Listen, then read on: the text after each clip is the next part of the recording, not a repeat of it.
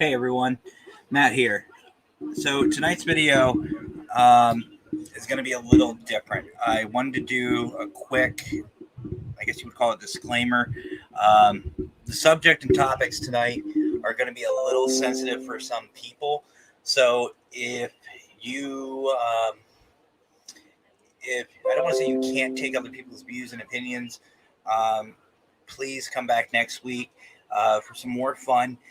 But this week, I want everyone to just remember a couple things. Number one, the topics and discussions that we're going to be having this evening with my guest and I are our own opinions and our own thoughts. They are not meant to sway anybody either direction, change your beliefs, your thoughts, anything like that. So I just want everyone to understand going into this that this is going to be a very sensitive and very, I don't want to say taboo, but it may be hard for some people to listen to. So if you do not feel you are ready for it, please come back next week for some more fun. Well, that being said, please enjoy tonight's video, guys.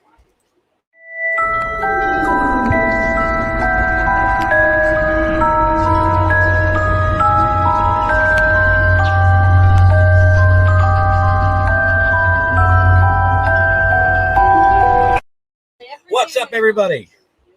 How are we doing tonight? Hopefully everyone's doing good. As you can see, we made it. We're back. We are back. I can't move. So pretend there's a touchdown going on behind me. Maybe I'll do the YMCA. Scott's drowning. Yeah, Scott, we actually got a pretty good storm, quick storm that rolled through here. So, yeah, so I know the feeling. You okay now back there? Yeah, I just didn't want you to move your body. I know why. So, as you guys can see, we made it back. It was a long trip, a lot of fun, but it does feel good to be back. And my shadow will not leave me. Come here. Here, Shadow. Oh, my Riku will not leave me. This is Riku, everybody. Say hi, Riku. So if you guys are here, you guys know what's going on tonight. We're having a live video. I have a very special guest with me this evening. His name is Brian, but we call him B-Wow because he's cool like that. And this guy is not only just one of Mackenzie and I's good friends. He is actually studying something that, like the disclaimer said, if you saw, we are going to be discussing something that some people may not agree with, may not like. But you know what? It's my show. So guess what? We're going to have fun with this. This is all this is. This is all entertainment. This is all fun. Everything we discuss tonight is going to be either Brian's opinion or my opinion, and it is not meant to sway anybody in any general direction. So sit back, enjoy. Let's have some fun tonight, and let's welcome our buddy B-Wow to our Friday night chaos. And there he is. Right. Hey, can you see and hear me? I can, and hopefully everybody else can too. How you doing tonight, B-Wow? Doing pretty well, man. Thank you so much for that introduction. I'm a lot more disorganized on my end, so I would just like to return the favor. You know, this is Matt, also known as the Paranormal Consultant on Facebook. Throw the link command in the chat, and you will be linked directly to his page. And if you do so during the stream, you'll be directed to his end of the live. So, yeah. So, like I said earlier, I can't exactly do justice to exactly what you do, Matt, because I don't understand it. But from what you've told me, is you are a Christian, and you also your beliefs also intersect into Wiccan practices, is that right? And obviously all things paranormal. Yep, little Wicca, little pagan. Okay. Scott says he can hear and see your guest. He can hear and see you, but he can't hear me.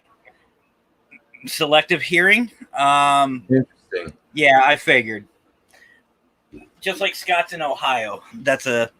There, Scott, by the way, Brian, is that gentleman we were talking about, the other guy.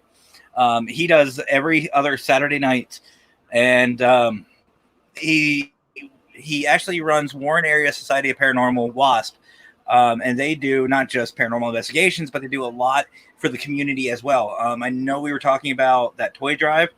He's the one that I was helping with. Oh, I see. Okay. We hassle each other all the time.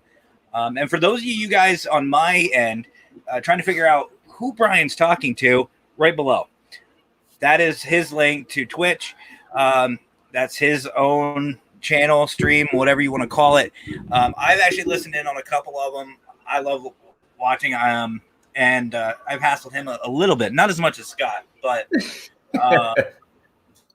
at least Scott, if Brian here says he's going to give me cupcakes, he's going to give me cupcakes, not wait months. Inside joke, Brian. I'll explain later. Okay. So anyway, so tonight's subject, everybody, like you probably already figured out, religion. This is something that in the paranormal community, I don't know how familiar you are with this, Brian. The paranormal community, we talk about it, we experience it, but it's not, I don't want to say mainstream, but it's kind of in the back of our heads. It is an extra set of tools that I know a lot of paranormal teams, you got them to be happy. Yeah, I know. And they were delicious, cupcakes. Yeah, Brian, by the way, this is how my streams go. We start talking about something and something over here. But okay, cupcakes. I was primed a little bit on the cupcake things a moment ago, so that didn't catch me quite off guard. I'm still curious, but we'll save that. Well, long story short, Scott was in one of his videos, and his granddaughter was saying she was over making cupcakes, and I was like, "Hey, cupcakes! I want cupcakes." And she said she would make some for this other gentleman that Scott knows, Lee, and some other people. I'm like, "Where's my cupcakes?" So Scott said he mailed them to me, and I'm like, "I still haven't gotten it. I still haven't gotten a confirmation email. I haven't gotten any tracking information." And this was going on for months, and I was just hassling him about these cupcakes. Well, when I took the toys up to Warren, his granddaughter decided to make me 36 cupcakes. 30 of them made it back to the house. Fair enough. So that's where the cupcakes come in. All right, I see. That's pretty good. So anyway, so religion. Like I said, we all know about it. We all experience it in our own special way. In the paranormal, it is very diverse. A lot of people kind of focus on. Oh, there we go with the directions. Right on top there, the Christian one. That is usually the main one, and then Wicca, pagan, Catholicism. Like it's either one extreme or the other. Not a lot of mixture, but in my feelings on this is if you're going to do the paranormal, especially take on clients, you have to be knowledgeable of different religions. Case in point, I went into a client's home that were Hindu. You cannot go in there and start doing Christian blessings if they ask for it, or if they ask for prayers and stuff like that. You need to know how to react. You need to know how not to insult them. And, that's just my experiences. So That's kind of where we did with the paranormal and religion, kind of a mainstream type thing. Yeah, and you know what? I feel like we will get there somewhere because there's so many fascinating conversations we can have about that. Because it seems to me like sort of prima facie, at face value, this whole idea of paranormality isn't like totally incoherent with like maybe a mainline Christian worldview, but. Yeah. Not to put too fine a point on it, but the devil's in the details. And I'm sure we could have so many great conversations about that. But going back to your point, which, sorry, again, I kind of tuned in when you were in the middle of your introduction. I don't think I was quite prepped on my end sufficiently. But anyway, you spoke to, just kind of what we're doing. And I would just like to throw out again for my own viewers that like, exactly what you said, these are our opinions. We're bringing them to the table. And from my end, I personally love delving into what's called philosophical dialectics. So we're gonna sift through these ideas. We're gonna see what's what. We're not necessarily subscribed to the truth value of any of the claims we're gonna put forth. So that's what it means to provide a defense of something. So like in my case, I'll probably often provide a defense for my Christian take on X, Y, and Z. But that's what a defense is in philosophy. Is like you're not subscribed to the truth value. You're just saying, well, it could very well be the case that whatever, So I think we're both kind of in the similar headspace there. And I think when we were brainstorming, what we're really doing tonight, Matt, if I understand correctly, is we're kind of just getting back to the first principles of faith. We're going to go back to our the volitional aspect, the metaphysical, which again, from your end, I'm really curious to see what you have to say, and just generally maybe our epistemology, like how we think we know things and what it means, like what does knowledge constitute? Maybe these are really big questions and really generalized questions, aren't they? So I would love to touch on anything that comes up. But I'll pass it back to you, see what you think. Not a problem. But yeah, there is, my guys and I say my guys, people on my stream, you guys know me.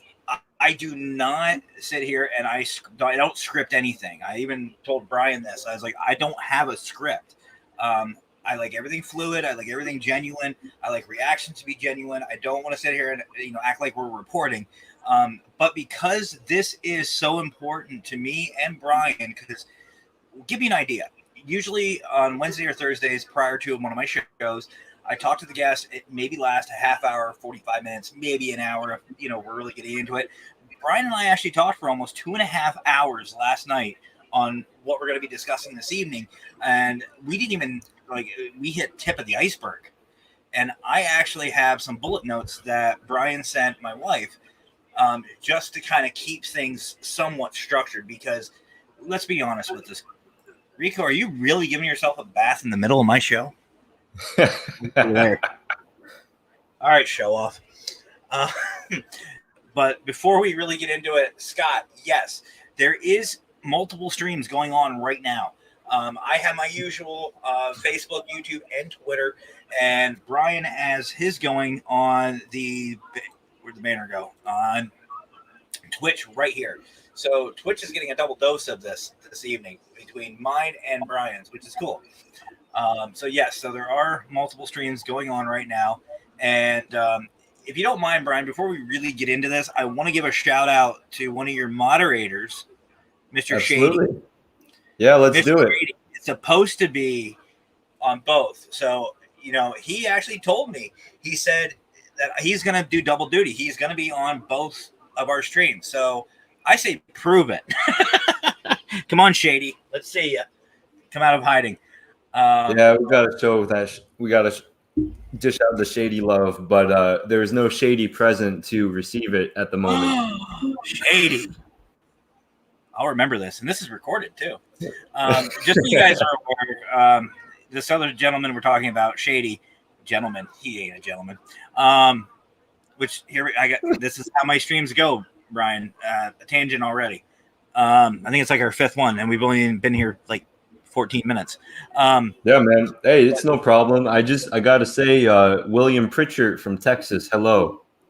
Hey, Hello. William, how you doing tonight, brother? But Shady is one of our good friends. He's also named Brian. But they all, Brian, Shady, and Mackenzie all work together. They work together, and they called him Slim Shady. I'm assuming how he got that nickname is beyond me. No, it's just I call him Shady because he just exudes shade. He's just like the shadiest man I've ever met in my life. But he's a nice kid. Oh, he's a nice kid. He's just so fucking shady, man. That's so he's not going to babysit for you. Yeah. But no, he is a great guy. I love Shady to death. Seriously, if you guys ever meet this, or if I ever get Shady on here, which that might be a thing, I don't know. Talk Pokemon. He'll talk your ear off with Pokemon. Yeah, he's supposed to be walking me through a Pokemon Nuzlocke pretty soon. I've never attempted one before, so I look forward to that. So I think that's a 15-minute introduction. I think it works out. But no, this thing that I was going to tell you about Shady. You guys all know Mackenzie and I just came back from Virginia Beach. We were in line. Where was it? We were in line somewhere. I think it might have been Sonic. And there was a guy behind us who looked like, and I know you guys playing the home game won't have any idea. BYU will. This guy looked like a built, like muscular Shady, like an older, like if you think of like Shady as like a jock in high school, like really buff and built. That's what this kid looked like. I'm like, what the? That's okay. That's really disturbing. So. Yeah, it's like that therapist meme. It's like, don't worry, Buff Brian can't hurt you. Buff Brian, fucking big old Shady. Oh my gosh.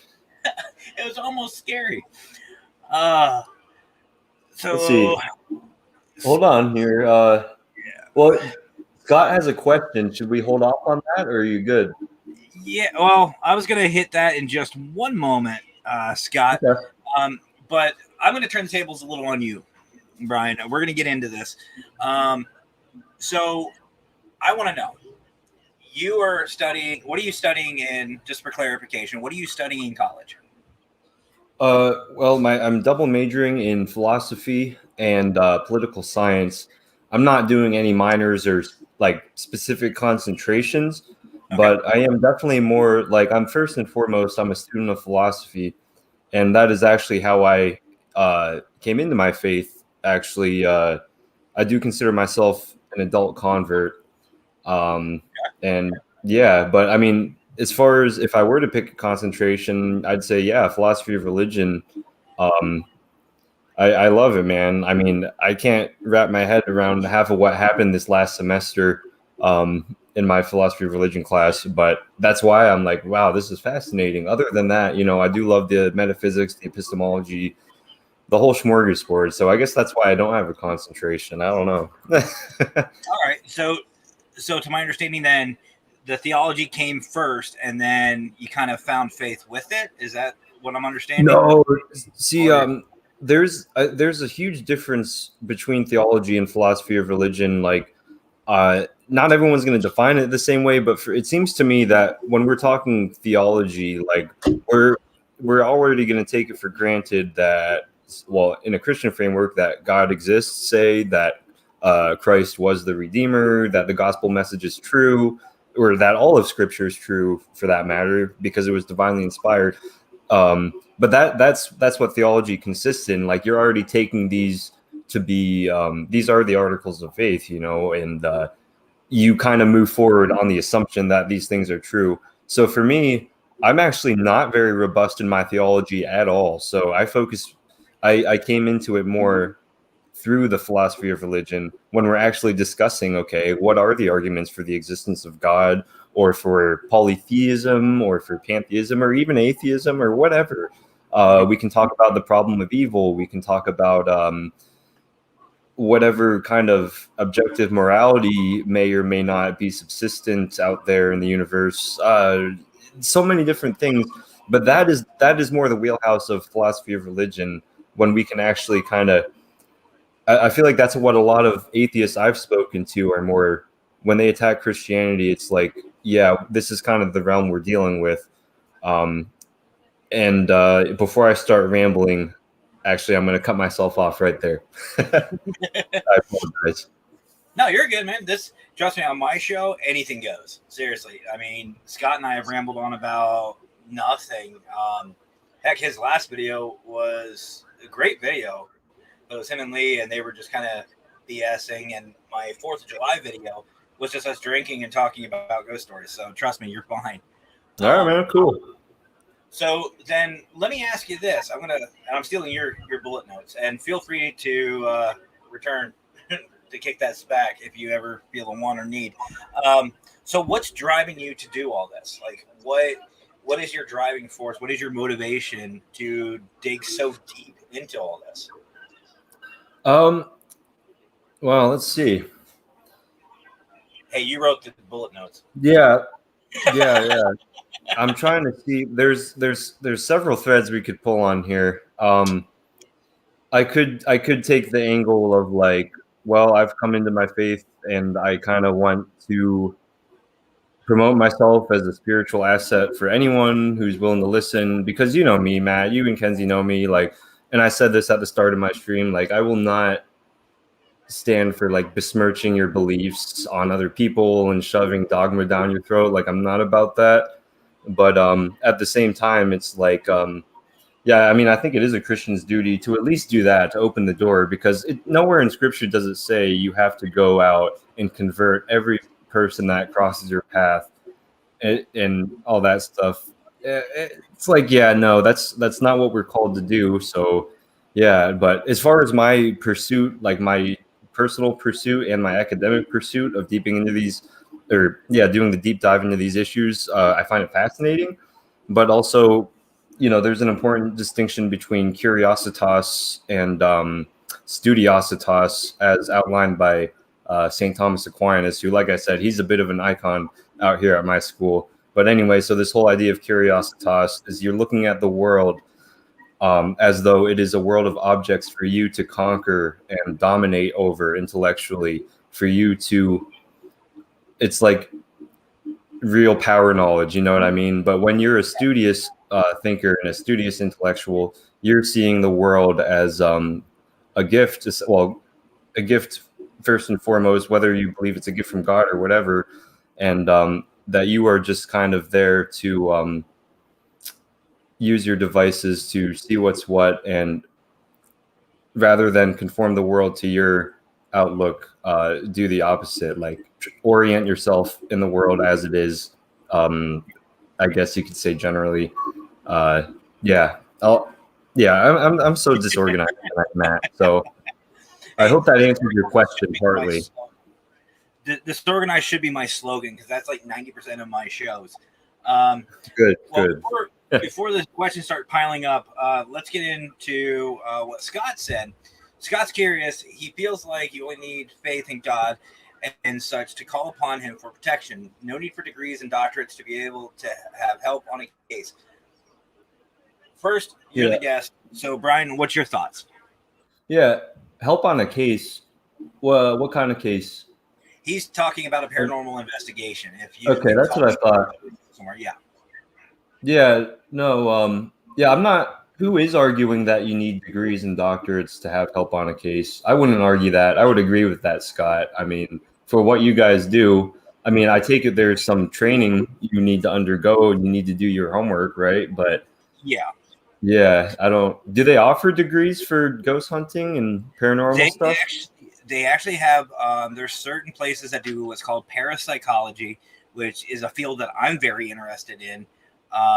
And it's basically you're psychologically profiling spirits is the way to think about it. It's exactly what it sounds like, parapsychology. And then there's demonology, and there's a slew of other things that you can get. But before I continue this, I have to say hello to Irene and happy birthday. It's Irene's birthday. If everybody could please comment happy birthday to Irene, I would greatly appreciate it. We got a born day in the chat. Let's go. That's Yo, it. I can't. Oh, I can't comment in your chat. Oh well, they can hear me. Happy birthday. You should be able to if you click the comment section. If you can see them all on the bottom, they post a comment. You should be able to. I want to say no. I'm supposed to have an account. Oh. Yeah, I didn't make one. That's all right. Oh. But anyway, Irene, happy birthday. Happy birthday. Now, as far as me going back to your question, Scott, absolutely not. That's Riku. I did ask Riku. Riku stole Mackenzie's remote. But as far as I'm concerned, absolutely not. Now, there are some things that I want to hit on, though. For protection, absolutely not. You can call on, in my mind, you can call on his name, pray for protection at any time. You do not need any formal training. That, to me, if that's the case, then having a belief system, you have to basically, I mean, it's like saying to be a a believer in any religion, you have to go through the steps to do a process. That's not what faith is to me. It should be open and available to everybody and anybody. And it literally says that if you call upon him, he will be there to protect you. He will be right by your side. That's what the whole purpose of him being omnipresent is. So as far as it's not like, oh, well, can you please be here to protect us during, our investigation? And he's going to say, no, you don't have a doctorate or you don't have the right qualifications. No, no, I'm not even going to touch on that. But yeah, so that's just my thoughts, Scott. And actually, I've been saying prayers of protection from day one of investigating, and it helps. Let's see. William, question. Do you guys think the evil in the world today and the anti-God mentality that we have in our society is fueling paranormal activity, especially demonic and extreme hauntings? Well, let me ask this. I'm gonna change that question a little bit to you, Brian.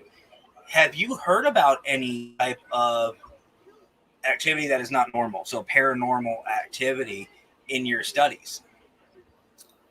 Yeah, I mean, we brushed on it maybe in conversation. I don't know. Yeah, I haven't taken any classes where that would be like, a main topic. So no, I guess that is the short of it. Let me go back to that question though, because let's see. Yeah, I mean, again, we're coming from different sort of belief systems. I mean, we do align. I mean, I know Matt and we align in, monotheism, I guess Christianity writ large, or some loose rendition of that. So when Matt says, maybe we could reform the question. So like, if you want to say like all the evil in the world today fuels, rather than, we could say paranormal activity, or maybe just Matt, we were talking last night about this whole Exitus Reditus arc. That I think that is a trajectory that everyone lives by. So we can go into that for your viewers if you want. Yeah, we can on that. So basically the thought is, so this came from the Neoplatonists, is this idea of exitus reditus, exit and return from the divine. Maybe in an Aristotelian sense, we could say from like the source or sustainer of the universe. In his exact terms, I think it's something like prime mover, right? So we're all on this downward exitus trajectory from the moment we're born, like whether you want to say that's due to original sin or fallen nature, which I think is right, obviously, as a Christian, or whatever you want to say. I mean, yeah, it's deeply inculcated in our nature to exit, but not to return. Like in our innermost being, like the part of us that is made in God's image and still strives for that beatific vision, like I think maybe we do have this inner drive, and I think you grazed over this last night, to make that return arc. But in that sense, we're kind of our own worst enemy. So that went a kind of a different route, William, than perhaps you were imagining. But I would agree that, yeah, the evil in the world definitely fuels something, maybe demonic influence, or the influence of the devil, or maybe our own devilish nature due to the fall, whatever you want to call it. I think we would both agree in very broad strokes on that. What do you think, Matt? Well, I agree. First and foremost, it is even stated in scripture that, layman's terms, we are made to be flawed. We are made to sin. That is nature. That is, I mean, you can say it's stemming back from the garden itself, or you can say it's from Cain and Abel. You can say it's from any catalyst point in time. But the fact is we are not perfect. We are not perfect. We will be tempted. We will give in to temptation. We will fall. We will fault. And that's two different things. We will fall and we will fault. Now, my thought on as far as the returning side of it, we are given a choice. That is our rights. That is our, that is what he's given us. He's given us, our own free will, our own, you can try it. If it works, great. If it doesn't, you learn from your lessons. I think we've been set up for not just a test, but we are set up to better ourselves. That is why we are flawed. We are made to be flawed so we can better ourselves to become closer to Him. That is just again, this is everything just like what I have below. This is all theory and opinion, but that's just my thought. I mean, my thought is like I said, why would we be given perfection? If we were made to be flawed, you don't get the answer. You have to work it out for yourself. Yeah. What would be the point of the entire gospel arc? And what, I mean, yeah. Well, I mean, this calls into question a lot of sort of pre-lapsarian, post-lapsarian what ifs. But I mean, please continue if I'm cutting you off. But. No, you're good, man. But yeah, no, it's just exactly that. It's, you know, if we are made to be flawed, but we are also made to be in His image, who's to say we're not made to get back to that because of the fall? It may even be our penance. That is something that we have to deal with because of what happened, either at the garden or any catalytic event. We have to, pay for it. We have to work towards it. We cannot just be given that gift of perfection. We have to work towards becoming more like Him. And I'm not saying become God-like, but become closer to Him. And that's part of our journey. That is exactly the reason why a lot of these people are doing what we're doing, is to become closer to Him. To turn it towards the paranormal standpoint, to answer your question a little more from the paranormal side of it, William, yes and no. I have ran into a certain, I don't want to say a cult, especially with my wife right here, but I have ran into several altars from different types of religious backgrounds, both dark Wicca, which there is a light and a dark. I ran into that. I ran into a satanic altar before. I've interrupted a couple of rituals by accident. But I do feel that a lot of that negativity does stir up a lot of paranormal entities. Look at poltergeists, for example. Poltergeists are nothing but negative energy. And so if it's being fed, and demonics themselves, they look for a place to literally create what's called a nest. And if there's any doubt, any type of negativity, they'll thrive. That's what they love. That's what they feed on. They break us down. So, yeah, I do think that it will affect it. Will it be as will every case be like what the Warrens, Ed and Lorraine deal with? No. Or dealt with. God rest their souls. Seriously, I miss those guys. Those guys are awesome. I think every paranormal field loves Ed and Lauren or Larry. You guys know what I'm saying. There's English here somewhere. But Ed and Lorraine, there we go. Yes. But that's all really cool, Matt. I don't know if I could. I know I couldn't speak at length to in this particular tangent, and please continue if you want. I wanted to comment on Irene's comment here really quick, and also go back to a point you were talking about. Before I do that, feel free to continue this strain of thought if you need to. Because I'm here to listen if that's the case. Hey, we're here to share ideas, brother, and listen to each other. I mean, let me jump in with this, and then I think I see the one you're talking about. Irene's comment about the celebration of the dead. Is that the one you're talking about? No, just her most. Let's see. Yeah, let's see. She says, if we were made perfect, we would not need anything to protect us or give us guidance. That's true. We have no hell. We create our destiny for your bad in this life. Yeah. Okay. Well, we can talk about that too. But that former comment, I just wanted to throw out there. There's a really nice work on the problem of evil by Peter Van Inwagen, and he makes a case for the problem of evil.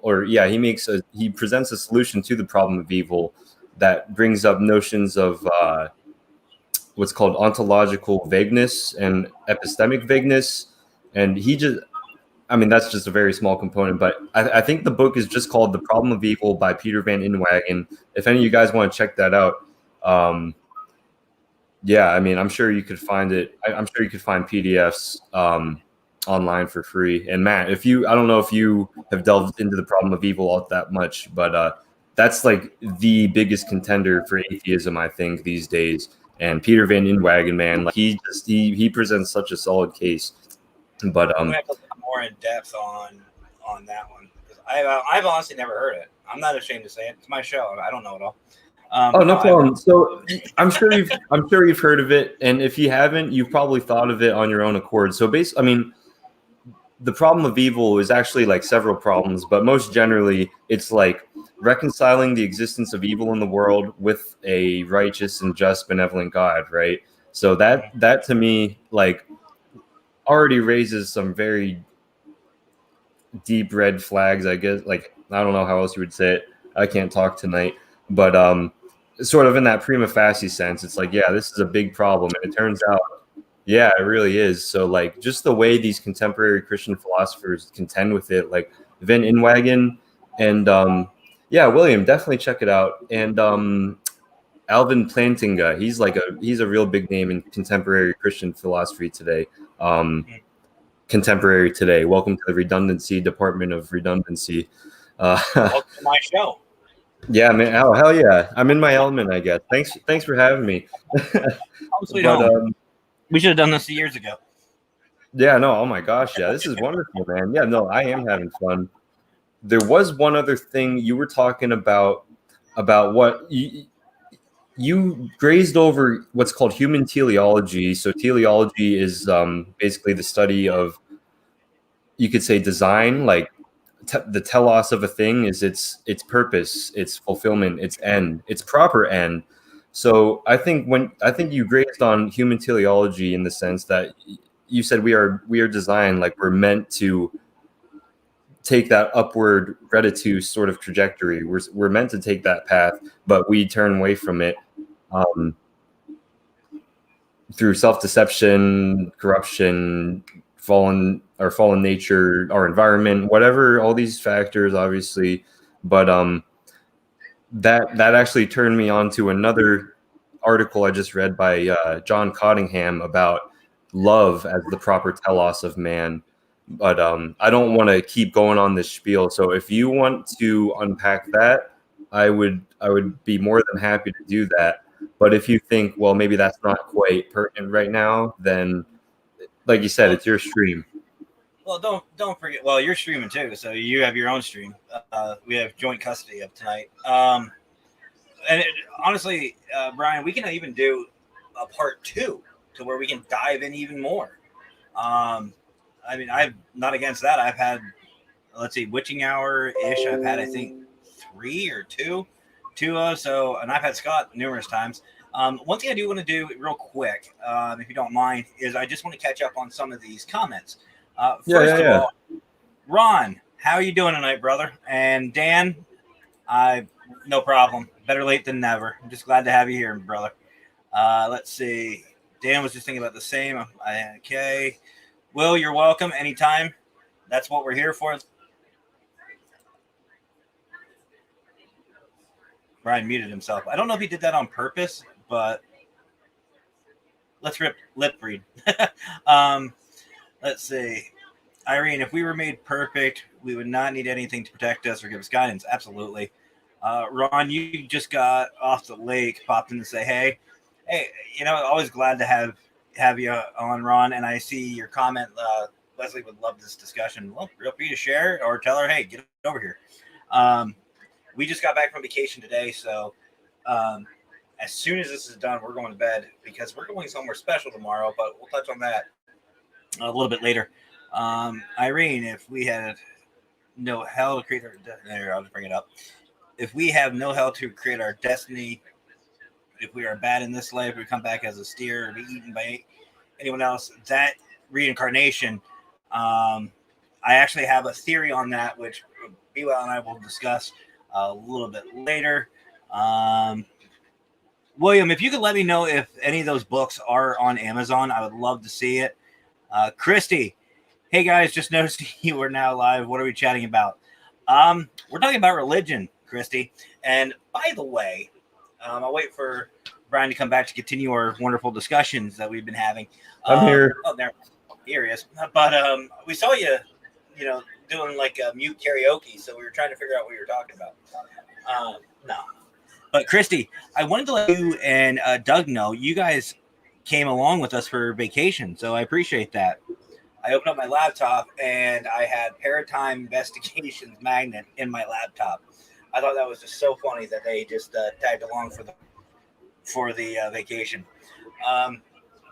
So hopefully we got caught up on everybody. Keep the comments coming, guys. This is what I love. I love being able to interact with you guys.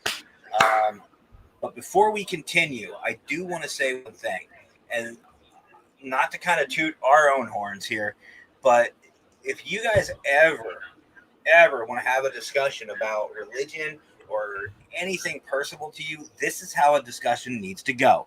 Be open-minded to other people's thoughts, feelings, and opinions. And you know what? Be okay to tell people, look, that's my opinion.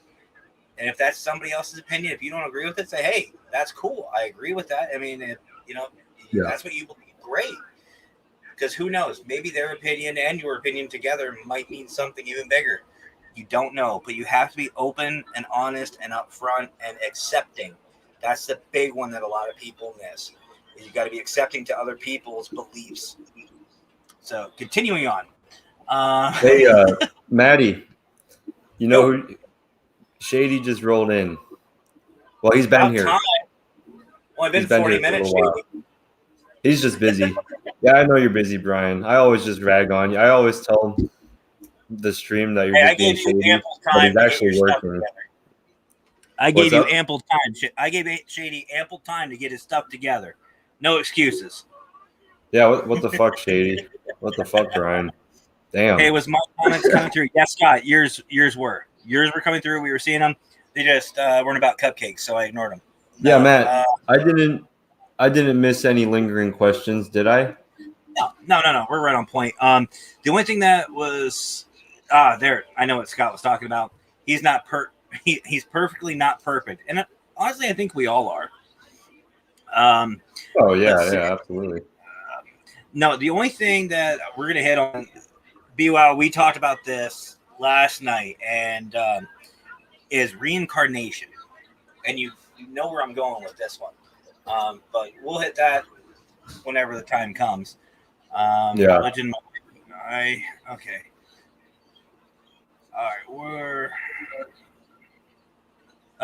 we'll get on. Okay, this is nothing against you, William, or Scott, but we'll continue on. Oh, something excite you, or did you sit on something? No, I bumped my other computer here. I thought I was gonna take a tumble. Sorry. You're good. So, guys, I know this was earlier on, but like I said, nothing is ever of mine is scripted, but I do have notes tonight. So give me 1 second. We got intro, motivates beliefs, metaphysics. Okay, so we'll just start off as far as the metaphysics are concerned, Brian. Yeah. Guys, we're going to get you guys all involved in this one because I know William, Irene, Scott, Christy, Dan, Ron, all you guys are all investigators as well.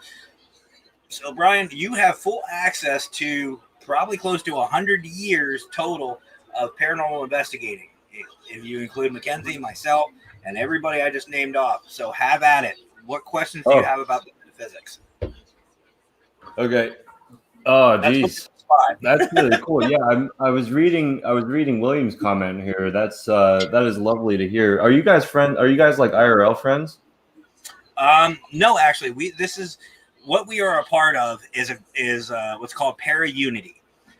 Basically, what it is paranormal investigators or groups or teams that are like-minded about helping each other out and sharing, not sharing evidence, not being afraid to asking for help, just to have other people to go to if a problem happens.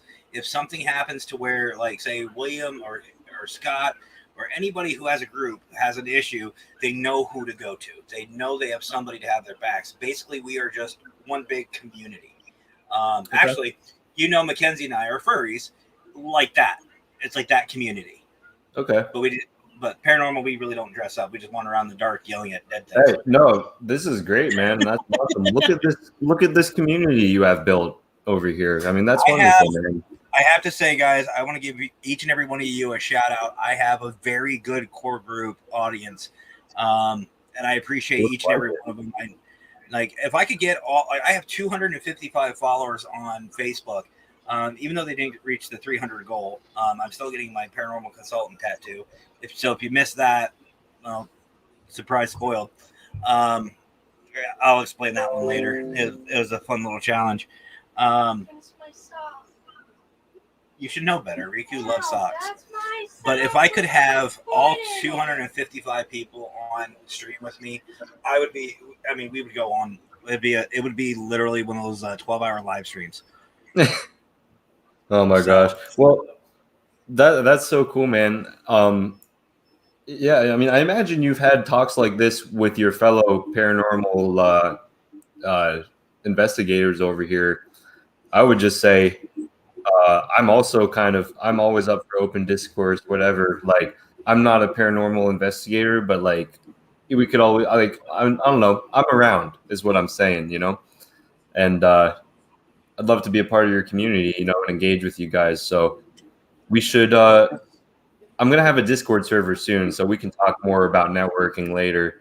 Because I love posting like articles and books to read, and I would love to read some of your literature as well. You know. Well, do you you don't have an actual Facebook, do you? No, I have lurker shit. I have Reddit, I have Discord, and I have Twitch, and that's it. Well, part of one of the bonus programs, I guess you could call it, on being on Scott and I shows, talk about Shady. We actually have our own group on Facebook of all of our guests. So we talk about all different things, but yeah, we could always set something up to get a bunch of people involved in Discord and other ones. So it won't be that big of an issue. But here's the thing. Just like with the furry community, as long as you're open, accepting, and wanting to help, you'll always be welcome. And well, you're always welcome on my show, and you're always be welcome. I know I can fully, confidently speak in Scott's favor as well. You'll be welcome with him as well. Scott's a great guy. Yeah, and at the hazard of self-promotion, I'll say, come over, hang on Twitch, hang out in the lowlands over here. We get weird too, so let's go. You know what I'm saying? You feel me? What's going on? Apparently, she has an update. I don't know what it's about, but she's. Hell of a boss. We are hard at work. What? Bringing Hell yeah, this Scott. monster to everyone soon as we can. Won't be long now. Thanks for being patient. Enjoy it. Whoa. There. This is the only thing they got. Is you get. No, I'm gonna. That's what you get. Sorry, guys. There is, speaking of furry communities, it all ties in. There is an artist called Vizipop. They do cartoons called Hell of a Boss, Has Been Hotel. Most like Hell of a boss right now. Great. Hell of a boss. Yeah, I mean, Kenzie showed me that. It's adult themed. I will warn you, for kids, but it is funny. I It's love not for kids. It's a No. rated cartoon. it. But let's It's like see. it's like Rick and Morty or like American Dad, South Park. Oh, it's worked in South Park. No, I'm Nice. just saying it's like But here's the thing: like in the paranormal, one of the big things is, for me personally, you never know who's going to catch a piece of evidence. I look at the paranormal like a big jigsaw puzzle. We all get little pieces here and there, but to tie everything together, you need everybody. So Irene's saying that she doesn't tell anybody that she can hear things because no one supports. She's in Japan. Oh wow. It is very sad. And the thing is a lot of the mainstream people, like we'll just call them normals, because I don't consider anybody in the paranormal community normal. We're all paranormal. Did you say muggles? I'm just kidding. That too. That too. We can go there. But yeah, and we talked about I'm this not yesterday. I'm a wizard. You're a wizard. I'm a witch. Yeah, you is. Witch with a B, right? Huh? Incoming. I was Man, expecting. I am a bitch witch, so that's fine. I was expecting you right. But it is sad. Like you and I talked about this last night, Brian. You know, I got put down personally for investigating the paranormal, by a minister of all things, of all people. But it is pretty sad. But we'll keep going here. Yeah. Well, yeah. it all depends on, again, how it emerges from these sort of first principles we're trying to get back to, because you and I can't deny that people will go overboard with these things. People who don't do their homework, like you, people who kind of just jump on it as though it were a fad, like that will happen with any religion, any sort of sectarian divisions and factions. Like that's always going to happen. I mean, we don't need to talk about the whack jobs that have come out of the Christian community promoting this idea of like lizard overlords in the creation story and all that shit. No, it's crab people. Get it right. South Park got it right. Well, there's that too. There's also crab people, which, hey, you know, we can talk about that. But so anyway, just to kind of get back on track, yeah, I mean, it really depends on how these emerge from your first principles of faith and what those actually look like. So I want to get to this metaphysics question, Matt, or I want to ask my metaphysics question. One, I'm good. I'm not that good. I don't know what you're going to ask me, but yeah, I don't. Well, see, I wasn't sure how to frame this. So first of all, this is a question I would ask anyone, because as a philosophy major, I'm very confused. I want to know what you define metaphysics as, because I have my own sort of opinions and kind of framework I've synthesized over the years on that, but I'm still a little squishy with it. So, and other than that, yeah. Well, other than that, like, I think that's kind of where I want to start it, because when we're talking metaphysics and ontology, we can easily not have a conversation with each other, and we can talk past each other, and that's not what either of us are interested in doing. So what in your mind, like, what is metaphysics, first of all, to you? Like, what do you define that as? And let's just carry on from there. Well, I think the best way to start to describe metaphysics to me is there is two different sections of paranormal investigation. There's the physical and then the metaphysical. The physical is, for an investigator, is looking at and debunking and what I mean by debunking is finding out, you know, what some of these reports are, trying to figure out what exactly it is from I don't want to say logical, but what it could be. Like, say somebody hears knocking, they hear footsteps. Debunking it could be a loose pipe.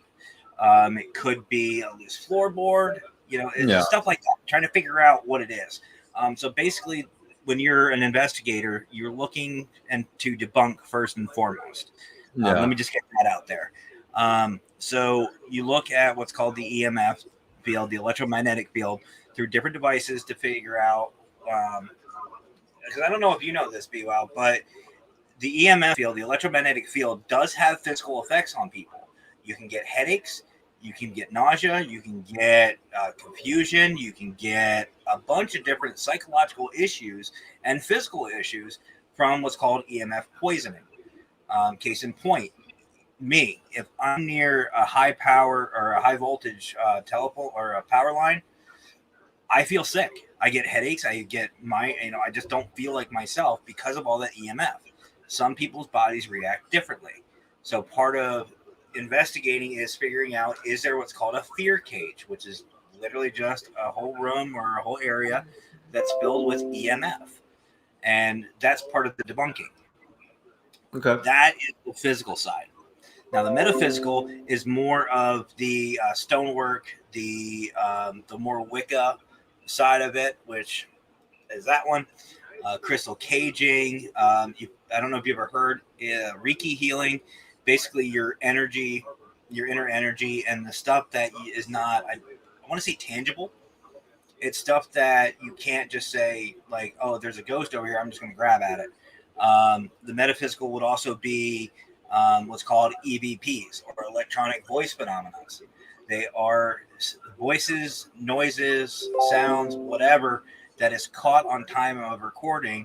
Like you caught it on a recorder, but you didn't audibly hear it.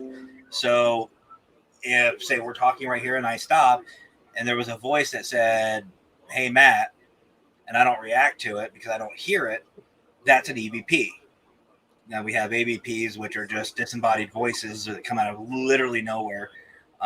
But yeah, basically, once the debunking's done, if we can't figure it out, we're still left with questions, and we're still getting what's called, evidence.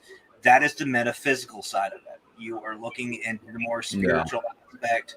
You're looking to things that science cannot distinctly prove. That is, I guess, the best way to say it. Yeah, this is really great basing, and I'd say what you gave me was very helpful. What we would call that in philosophy an intentional definition. INTENSIONAL, like not intentional, like the normal, what it sounds like anyway. So yeah. I think that's really helpful. But I'm also just curious, like, and forgive me, but I want to go even further back from that. And kind of really get back to those first principles. So when we're talking about a metaphysics, so I like that. Again, that was a really great basing, and I really appreciate. Well, first of all, I appreciate hearing anything out of the field work you do. I think it's cool. I don't understand it, but anybody on my chat or myself, we will sit here and talk your ear off for hours and hours and hours. I think. Oh, I bet you could. And for me, again, that would be fascinating. But again, I need to kind of reel it back a little bit more. So again, that was really good basing, because when you talk about the physical side, yeah, there's empiricism, evidentialism, like, yeah, all that sort of thing holds true. And that's not really our concern right now. So when we talk about the metaphysic, like, I'm just curious, like, you're talking about these practices and I guess processes you engage in. And that's great. I'm just curious as to, like, because to me, metaphysics, I tend toward an Aristotelian sort of conception of what metaphysics is. So the word itself, meta, that's a Greek preposition. With the genitive case, it can mean with, but typically you find it in the accusative, it means after. So metaphysics would be after physics, right? And I also would, I mean, I don't know. Sometimes I think it would be better to be like before physics, but it really doesn't matter. It's a very abstract concept. So Aristotle thought of metaphysics as the study of being as such, or being qua being, the study of the first principles of the universe, which, like you said, is not quite captured by the empirical sciences, the hard sciences, classical foundationalism, all these schools of thought that have sprung up during the Enlightenment, post-Enlightenment, whatever. So yeah, that was his main concern. So he wanted to start with a sort of top-down approach. He spent he spoke at length to, this whole idea of a prime mover of the universe, which for him would be the, I guess, lowercase g God. We talked about this last night. We might conceptualize this as the God of the philosophers.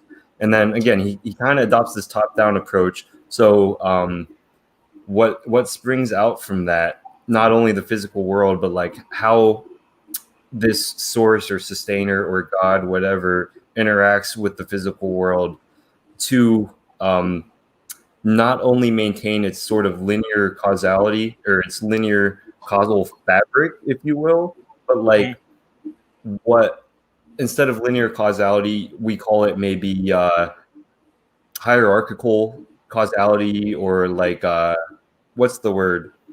Logical logical ordering.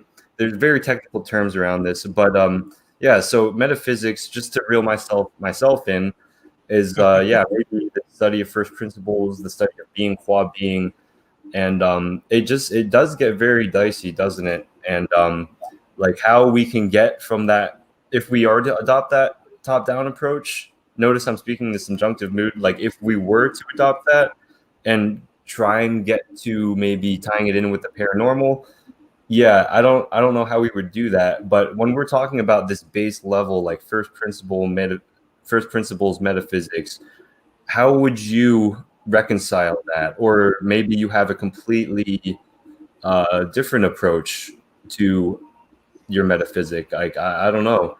I want to catch up with your comments, but I also want to hear what you have to say. So I'm well, first of all, I feel like as far as you want to talk about a higher being like God or stuff like that, I do believe that in everything we do, because he is omnipresent, we always get a little nudge either way. Call it a conscience, call it whatever you want.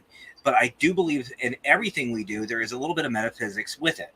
That we all, I don't know of anybody that hasn't heard that little voice inside your head, that, your conscience or your Jiminy Crickets.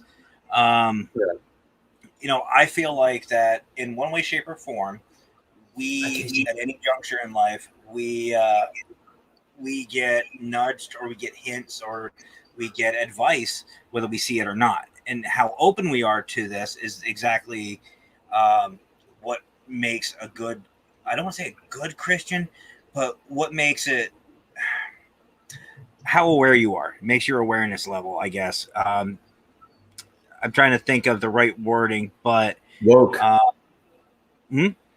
Woke. There you go, how woke you are. But yeah, I don't know. Like, that has political connotations. I'm sorry. I'm just joking around. I'm joking around. I figure it's all good here, but oh yeah, no, you're fine, man. sorry. No, I mean, even with, and Scott, actually, I've been reading the comments. Scott says in one point here, right here. So we also deal with the physical due to spiritual suppression, harassment, and possession as well. That is something that we do.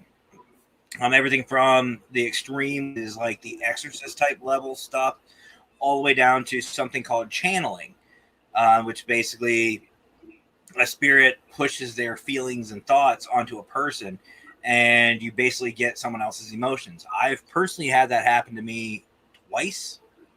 I think twice. But like Scott continues, the problem is we don't always know what's going on. So we have to pay attention to the physical as well as the metaphysical precludes.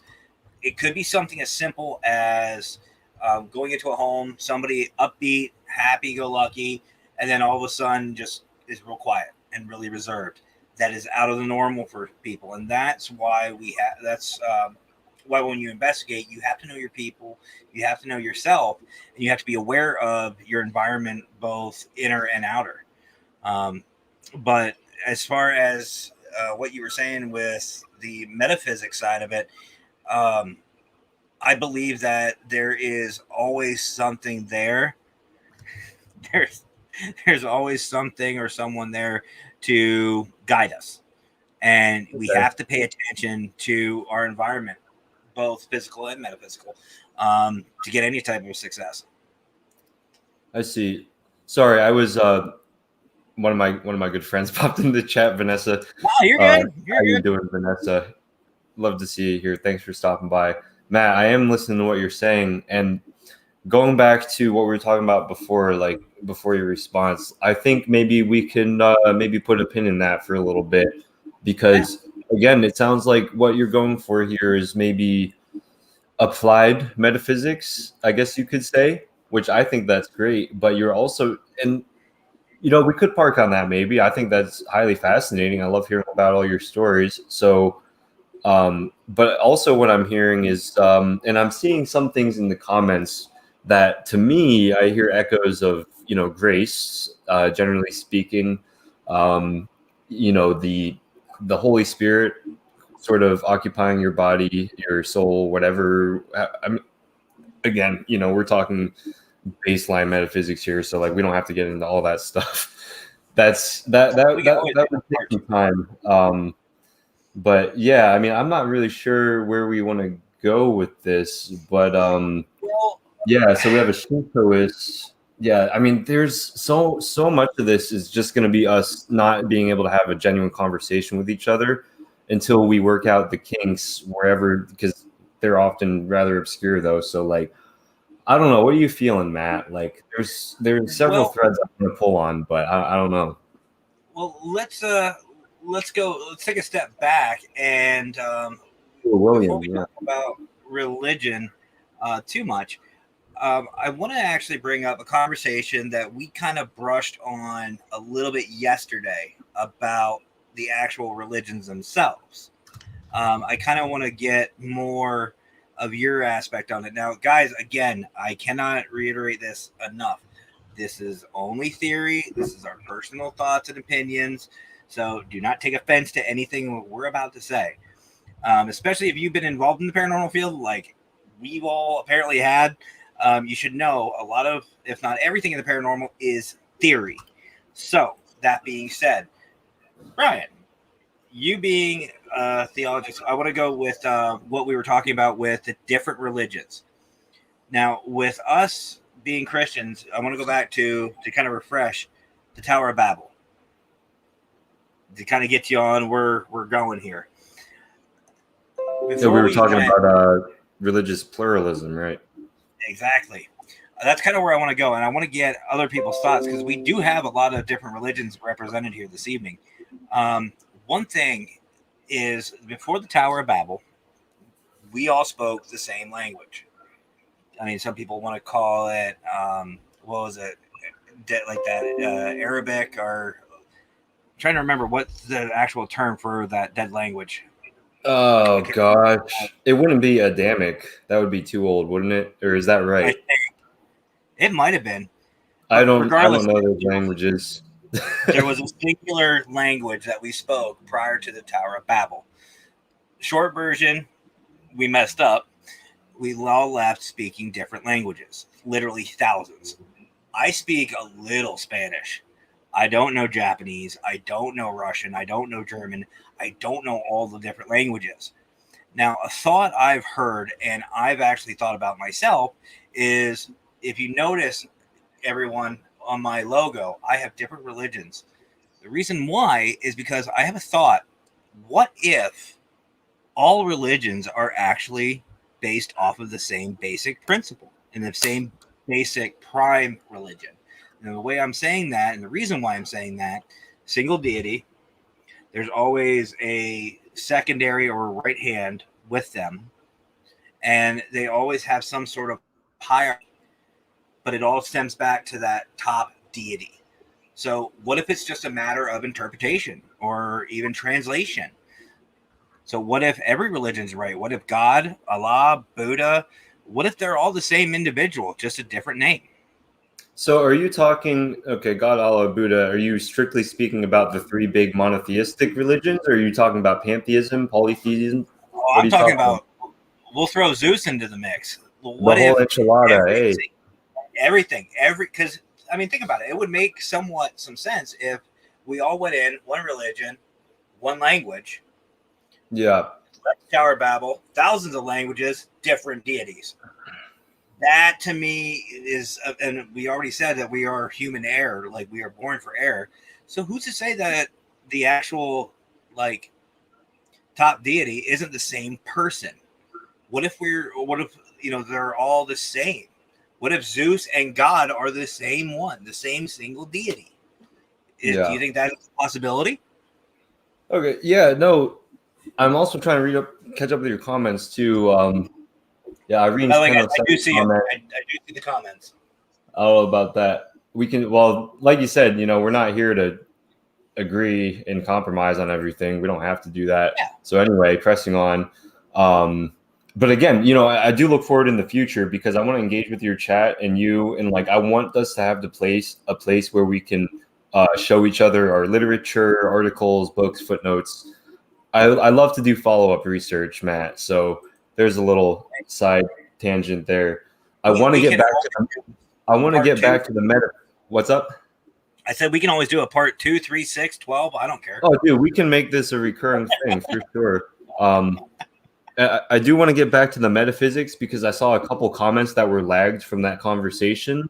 So I want to get back to that. But going to what you're saying, yeah, we did touch on this last night at some length, didn't we? So this is it's a pretty common sentiment, and I believe the school of thought would be called omniism, which I have kind of looked into in my independent study years.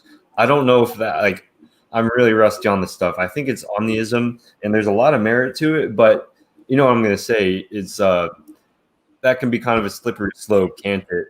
Because, yeah, sure, if you want to go through and find all the sort of archetypal similarities and whatnot, which they are there, of course, mind you, we do have a tendency to read connections into various texts as well, so that's a problem. But alien. Anyway, that caught me off guard.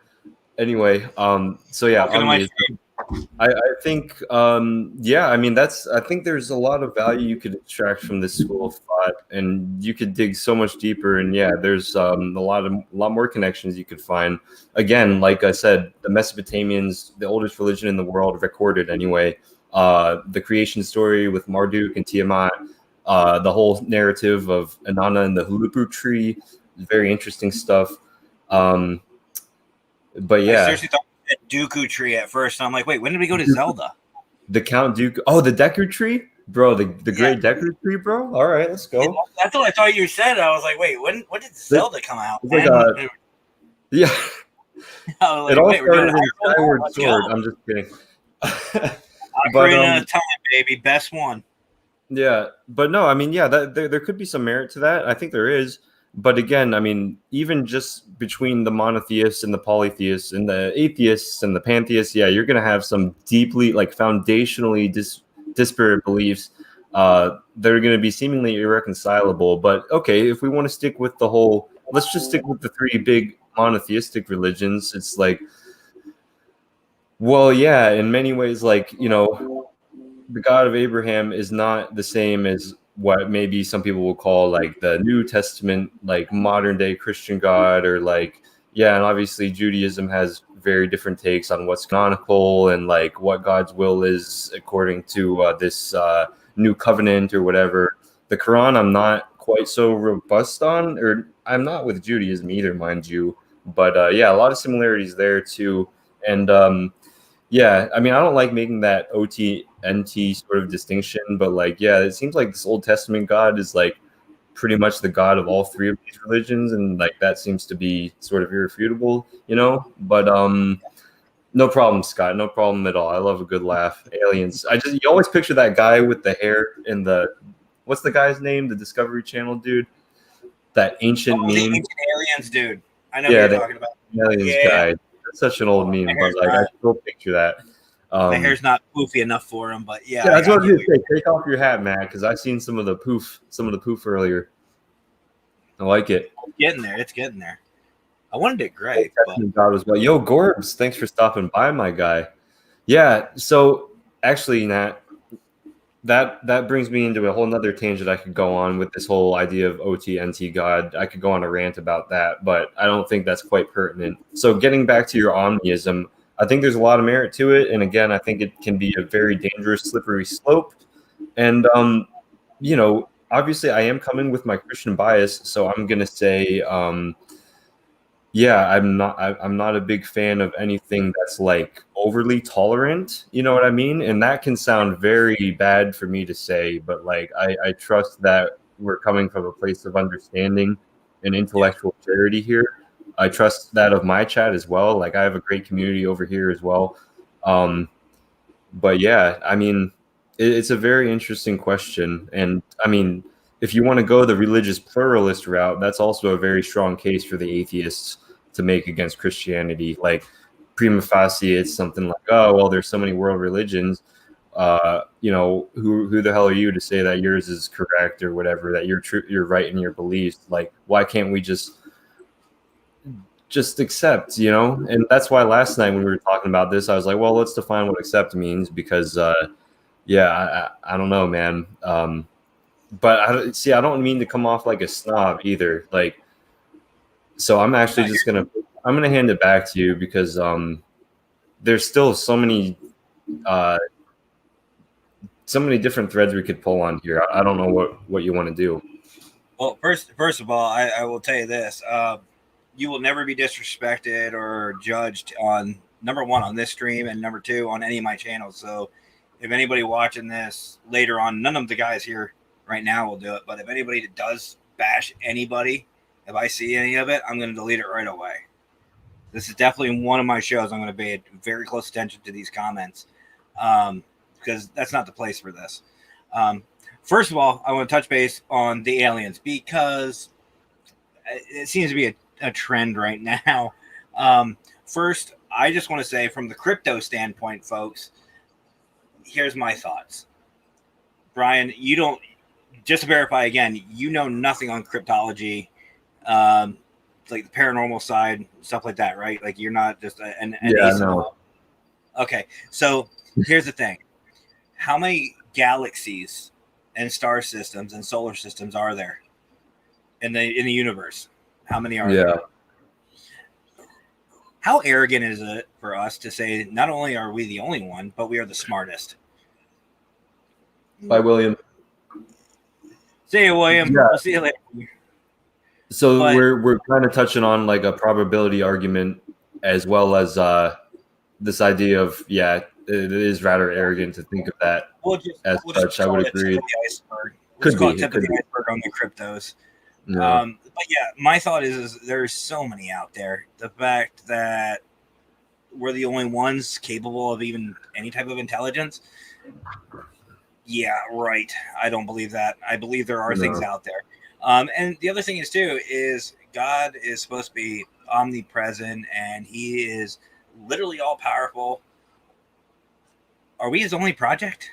I don't think so. I think he's got other plans and we just aren't allowed to know them yet, or we do know them, or they're hidden from us. I mean, there's so many different possibilities on that.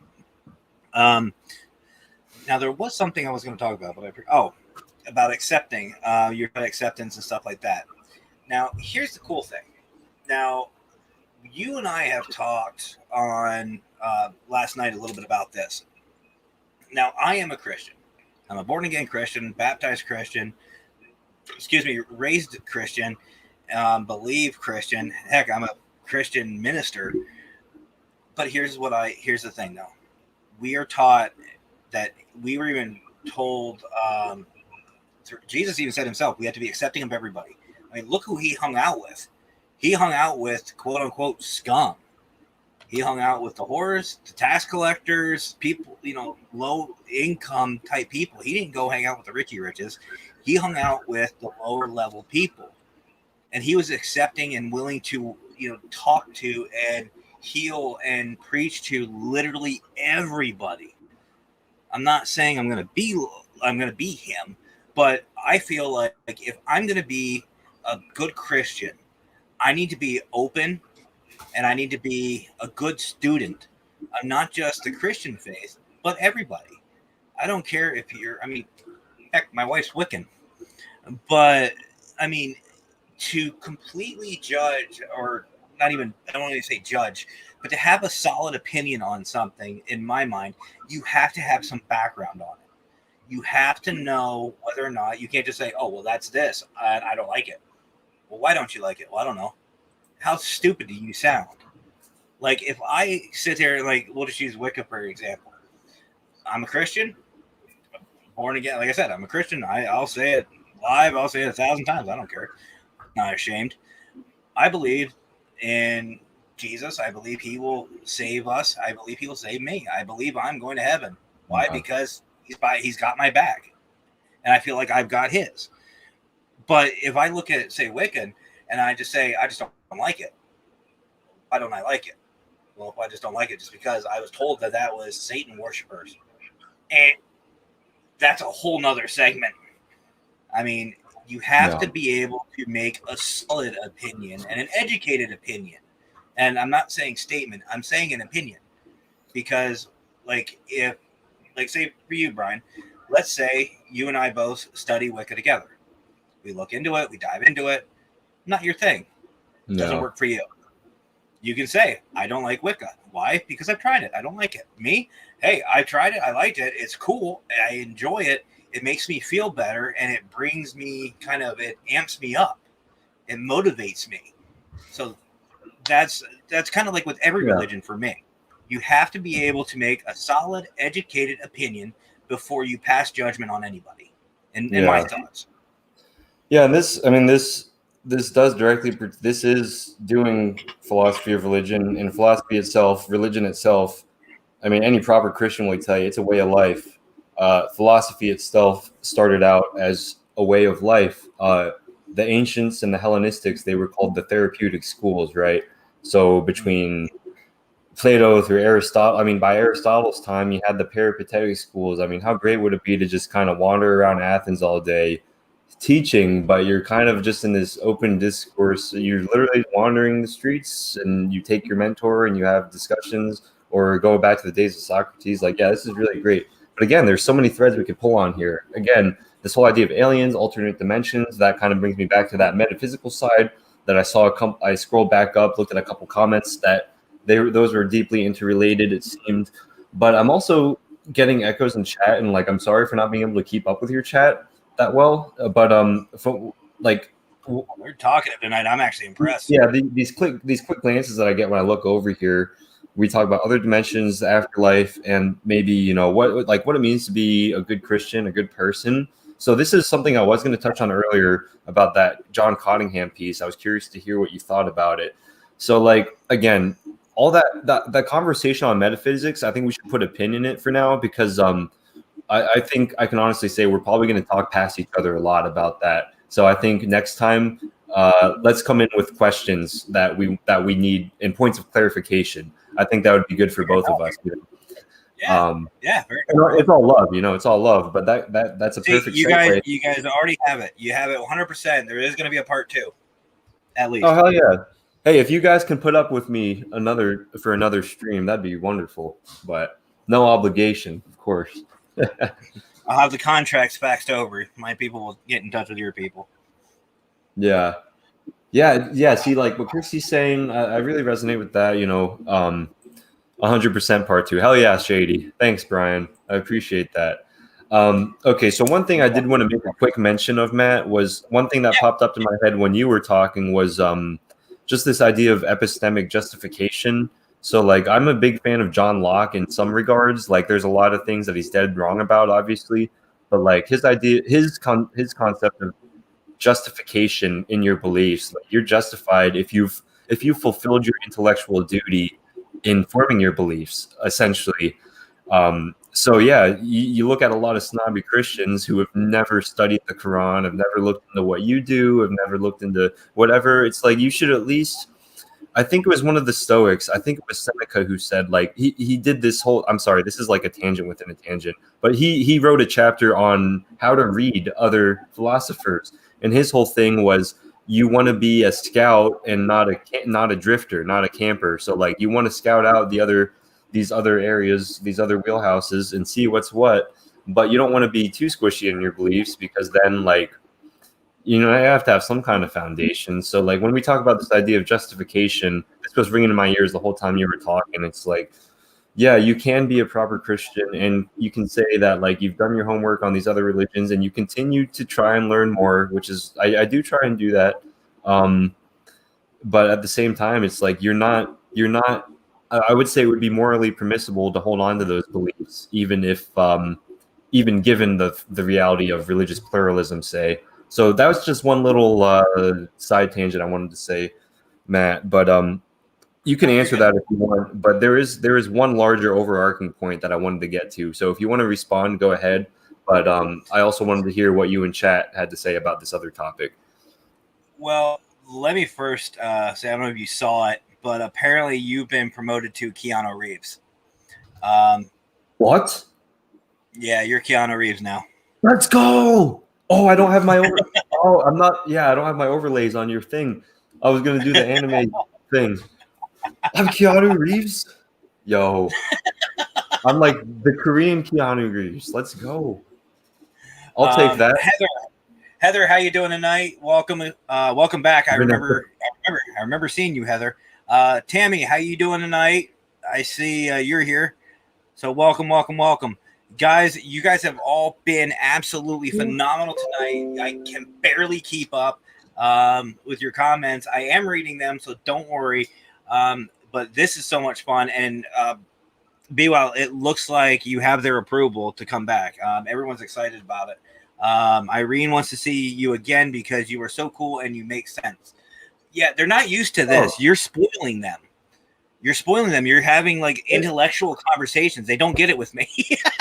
Oh, stop it. Well, see, I'm astonished that Irene thinks I make sense. So that's the first. That's a new for me too. This could be mutually beneficial, Matt. You see.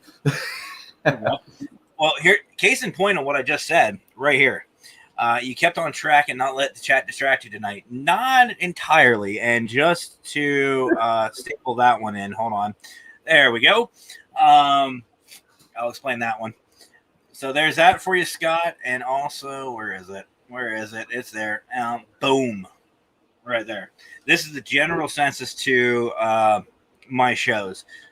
Who cares if it's dangerous? It's shiny. It's so shiny. But the We Want Lee, the We Want Lee, one of Scott's really good buddies, I consider him one of my friends as well, Lee. He's more elusive than Bigfoot. We've been trying to get Lee on to Scott's show for the longest time. They did the one chip challenge a while back, and it's been almost a year before he's come back on. And he was just on last Saturday, and I want him on my show, but trying to work that out. But I've started this We Want Lee thing. Heather, you're doing great. Glad to hear. Thank you, Irene. You as well. Dan, this is way more professional than Alan and I. Well, yeah. Yeah.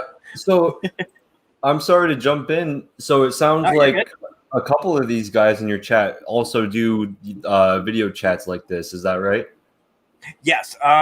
Let's see. Scott, you obviously know.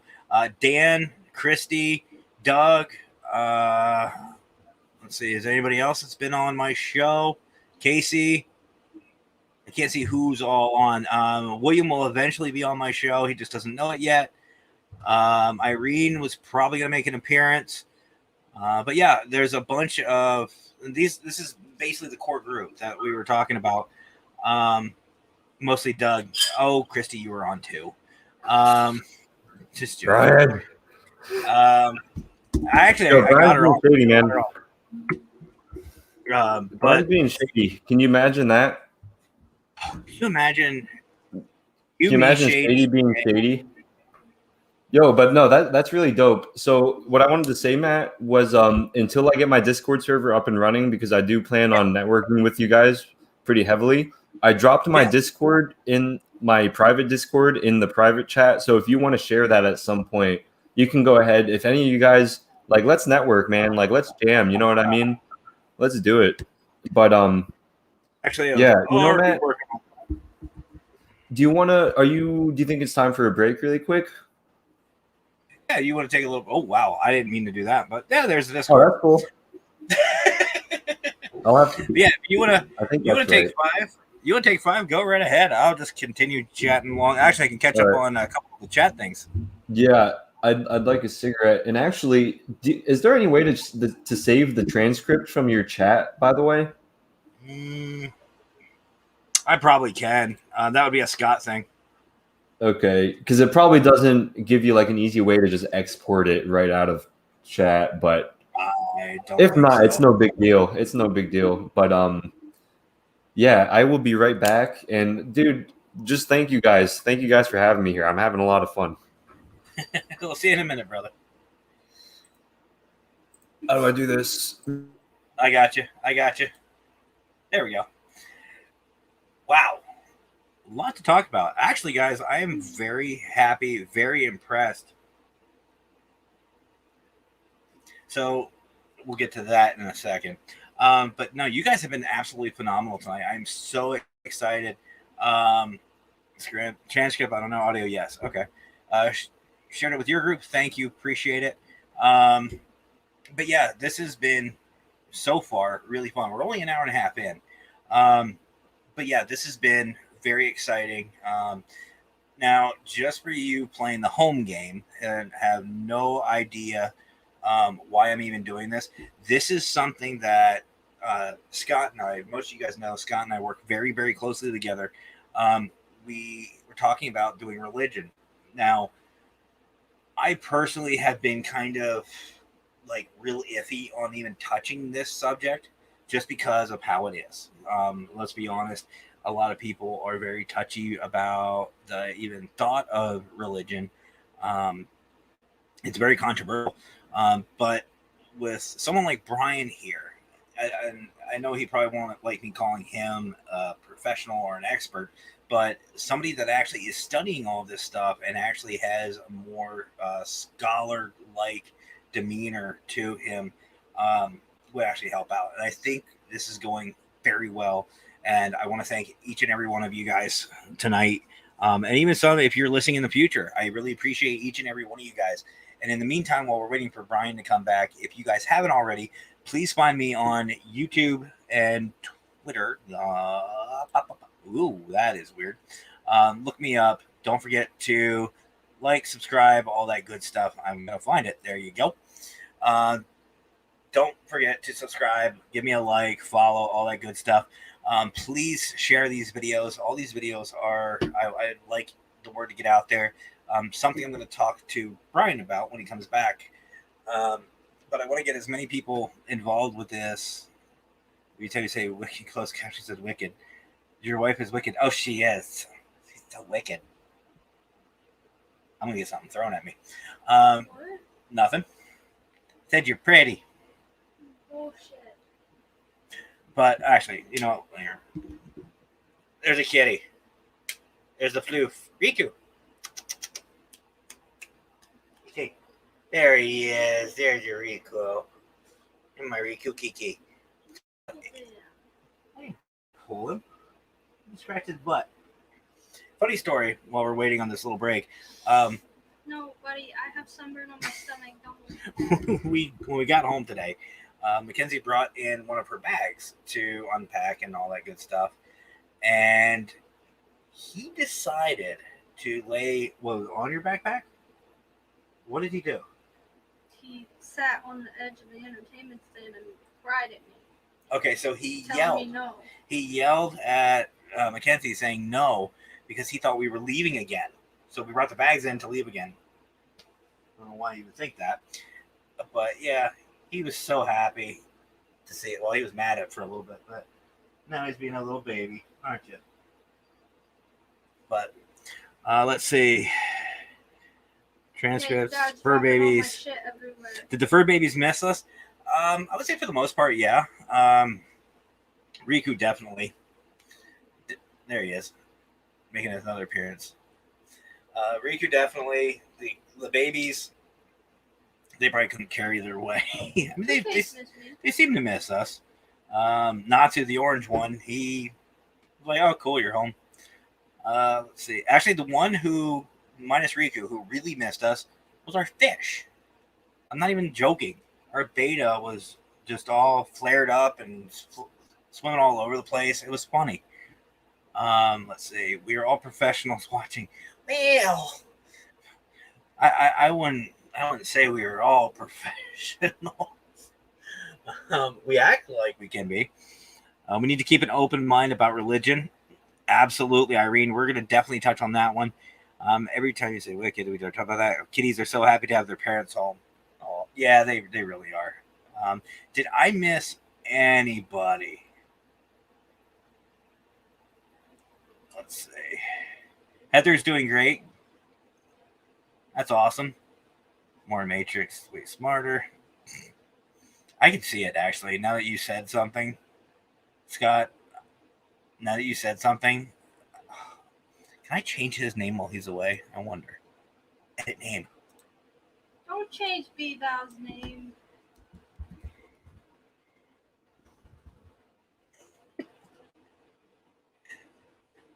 Welcome to my stream, B-Wow. I want to see if he notices. I can change it to Keanu. No. Too late. Already did. You guys will see it. I want to see your guest again. Yeah. You know, be religious. I'm sorry, guys. I am reading over all the comments, just making sure we caught up with everything. The paranormal field, we have more questions about spirits and proof after that. Actually, Irene, that's a good point. We will be touching. I want to touch on that one a little bit.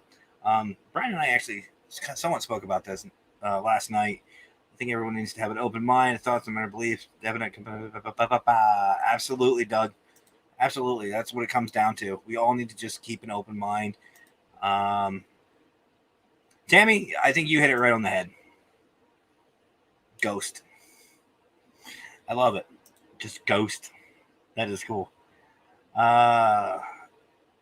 Being a good Christian means being a good human. Humans being good to other humans. Yeah.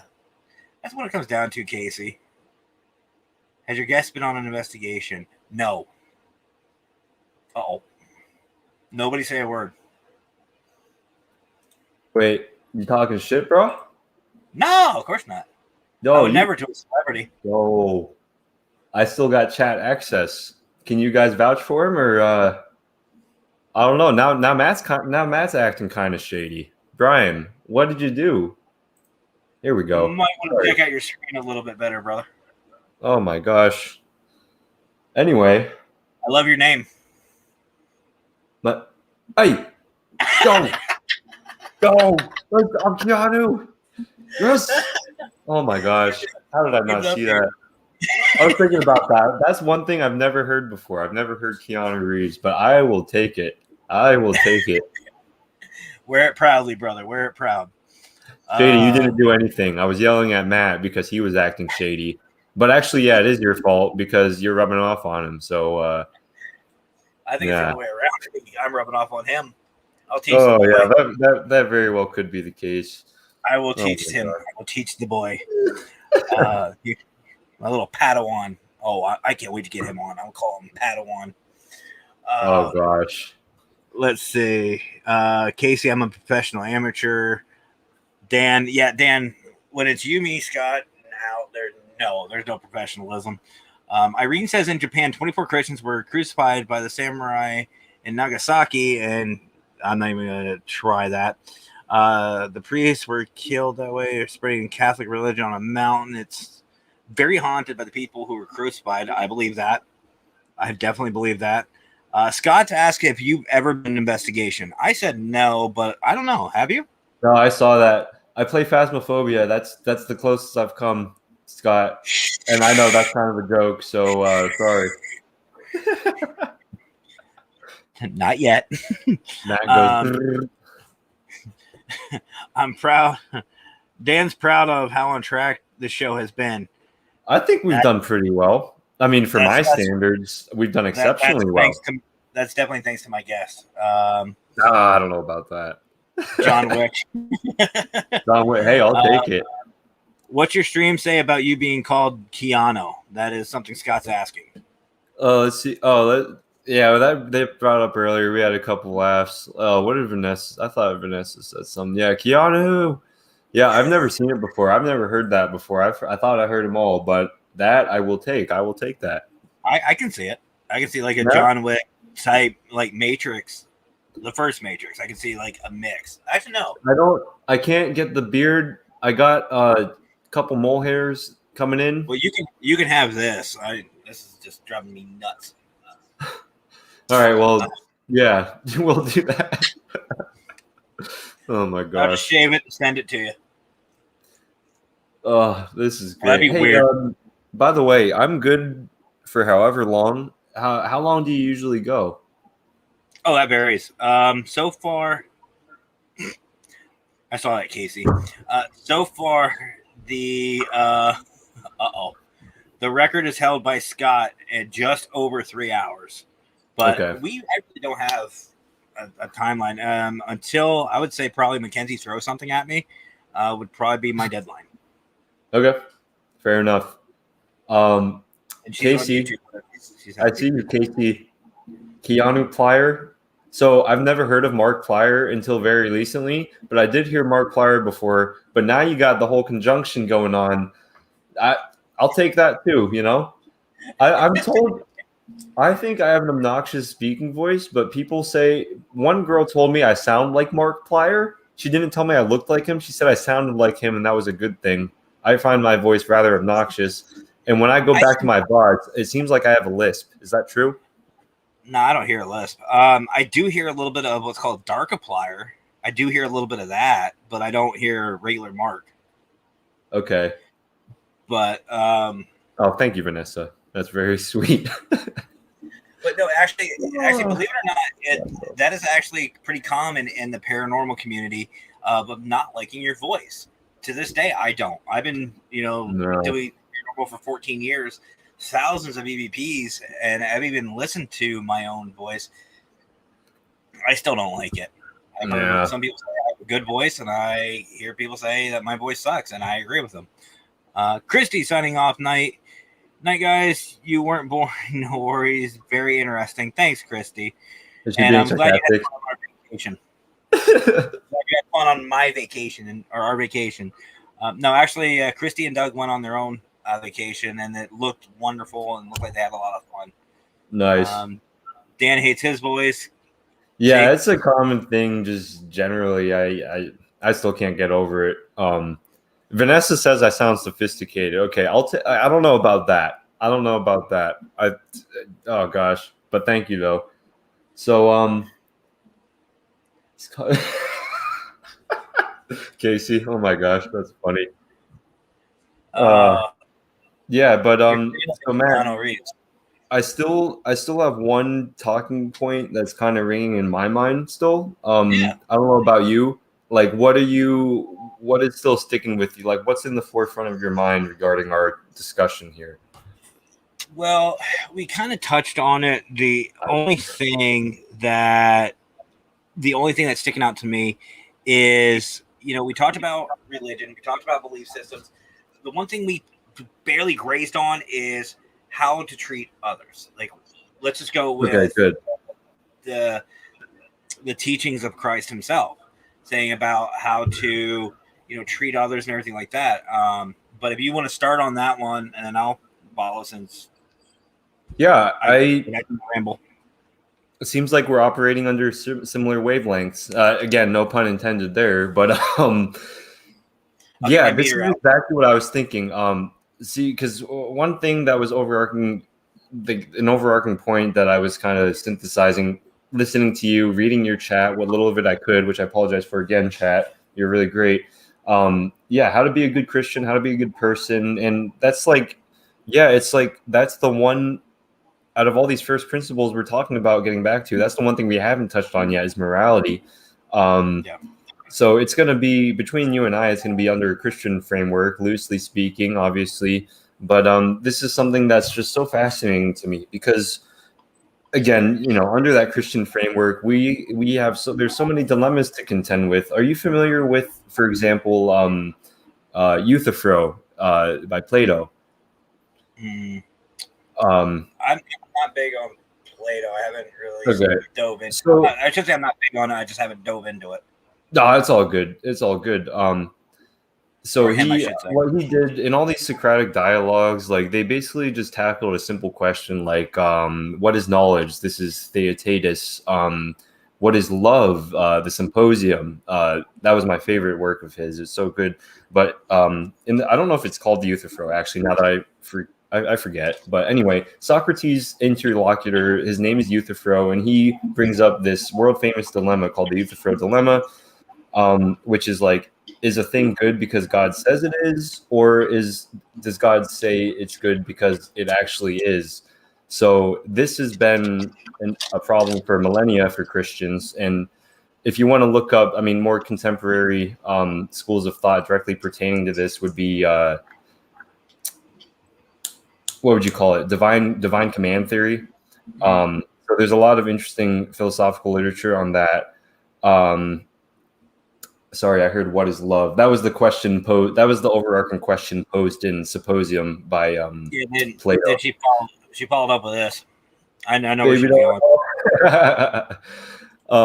But anyway, so yeah, there's divine command theory. There's also a sort of Neoplatonic idea of we participate in goodness, like goodness resides in God and we participate in him. Therefore, we are participating in goodness, and that's what it means to be good. And then something I was turned on to recently, again, this is from John Cottingham is his name. Once I start that Discord server, I'll be spamming links left and right. But anyway, he wrote a chapter on morality. I forget what the book was called, but he made a teleological argument for like Okay, so Aristotle said a thing is good insofar as it fulfills its purpose, as it fulfills its intended purpose, its proper telos. So the proper end of mankind is to love one another, essentially, right? And going back to what you were saying, like this is if you had to choose one overarching teaching of Christ in the gospel, yeah, that'd probably be the one that rings out the most, right? Love thy neighbor. Um, so yeah, but when we talk about it in this sort of light, like you know me by now, but I will say for the sake of your chat, like I'm not an idealist and I'm not a humanist, and I tend to be rather skeptical about a lot of things, especially when it comes to human teleology. But that all said, like I do firmly believe that love is the proper telos of man, and because of that whole exitus trajectory we were talking about earlier, yeah, we obviously fall away from that. And now we can disagree about what love looks like, but I think that's perfectly fitting, especially under the whole Imago Dei framework, like made in the image of God, and God's being all benevolent, omnibenevolent, and whatnot. Like he is a loving God. Now you can contest that again. Like a lot of people like to make a distinction between Old Testament God and New Testament God, which I don't. Again, I could go on a rant about that for hours, but I don't know. Cottingham to me seems to posit like a perfectly coherent sort of framework for yeah, all you need is love. Yeah, exactly. Like it does sound so like yeah, it sounds intuitive and it sounds kind of simplistic, but it's like yeah, we can do a deep dive into the philosophy, the underlying philosophy, but I'm going to cut myself off there before I get too in depth, Matt. Well, I think it comes back to, again, what you and I talked about last night. What if it's not as complex as what a lot of theories out there, we'll just call them scientists, teachers are trying to get at? What if it is that simple? What if it is just plain and simple, treat others right, treat yourself right, and listen to that conscience to do the, like we all know the difference between right or wrong. Now, I think some of it is a little consequential on how you're raised, where you're raised, but like your version of right may be different than somebody else's. But it all comes back to like religion by itself. Let's look at it as a basic. Religion itself is not a huge community. Like you can't say it's the Catholic Church. It's not the Vatican. It's an individual person. That's where it starts. It is a personal journey that starts with you. Yeah. Now, as far as treating others, right and wrong, obviously, if somebody has something that, like, you shouldn't covet thy neighbor. And yes, I'm paraphrasing, but welcome to my show. But if you have something that I like, we'll go with one of your books behind you. There's a book back there that I really like, or your vape. I like that. I want that. I should, instead of just saying, hey, Brian, give it to me, I just say, hey, where'd you get it? Okay, you got it here. Let me look at how much it is. The right thing to do would be to figure out how much it is, work for it, and buy it myself. It gives me more fulfilling. It's better that way. We should be able to take our own personal journeys and like I stated earlier, to better ourselves, both physically and emotionally. We are taking that journey with God, and there's the key right there, with God. He is right next to us, guiding us. Now, is he going to hold our heads and push us forward? No. He is going to let us falter so we can learn mistakes. Religion then becomes mainstream when you get a group of like-minded individuals together. When two or more are gathered in my name, there I will be. Yes, but my thought is on that one is he's supposed to be omnipresent, so he's with the individual person. You're down by yourself. Look at something as infamous as the poem Footsteps. It doesn't talk about 6 or 7 people walking on the beach. It talks about a single person with 2 sets of footprints. So he is there. It starts with that one person. Yeah. So I feel like your personal journey, Brian, is different than mine. Hence why in the paranormal field, this is why I do what I do. my personal goal, my beliefs, and what I feel is good is going to be different because of what I can bring to the table. We are all children of God. We are all, in some ways, I believe we are all soldiers of God. And how we're used in our own unique purpose is His plan. Do we know what it is? No, but that's where faith comes in. Let's see. I think I went off on a meow, but welcome to my show again. Yeah, no, this is great. Sorry, I wanted to take a moment to just appreciate chat and whatnot. I like what you're saying a lot, and I'm trying to keep up with your chat as well. Yo, Rick A, thanks for the follow, my guy. Oh, is that Rickle? That's the Rickle. Thanks for stopping by, my friend. So good to have you here. Hi, how you doing? This is my buddy Matt. I feel sorry. We are having. This is a wild Friday night, man. Of all the things we could be doing, here we are talking philosophy of religion, 1050. I wouldn't have it any other way myself. So, amen. Rickle in the house. Let's go, baby. Hell yeah. Thanks for stopping by. I had to throw that in. Yeah, you're good, man. You're good. So, yeah, looking at your chat. So, yeah, this morality thing, we can park here for a little while. Just going back to your original point, what you were saying, Matt, and we talked about this at some length last night about this idea of like overcomplication.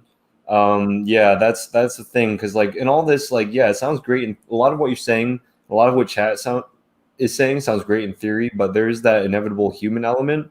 And whether or not, again, whether you're operating under a Christian framework or otherwise, yeah, you don't need to subscribe to any of those beliefs to say, yeah, there is a deeply fallen nature about us, and that we do tend to fall away from the good. And with that kind of comes this whole like over complication of our moral lives and our intellectual lives. And again, I could go on about, prelapsarianism versus, post fall.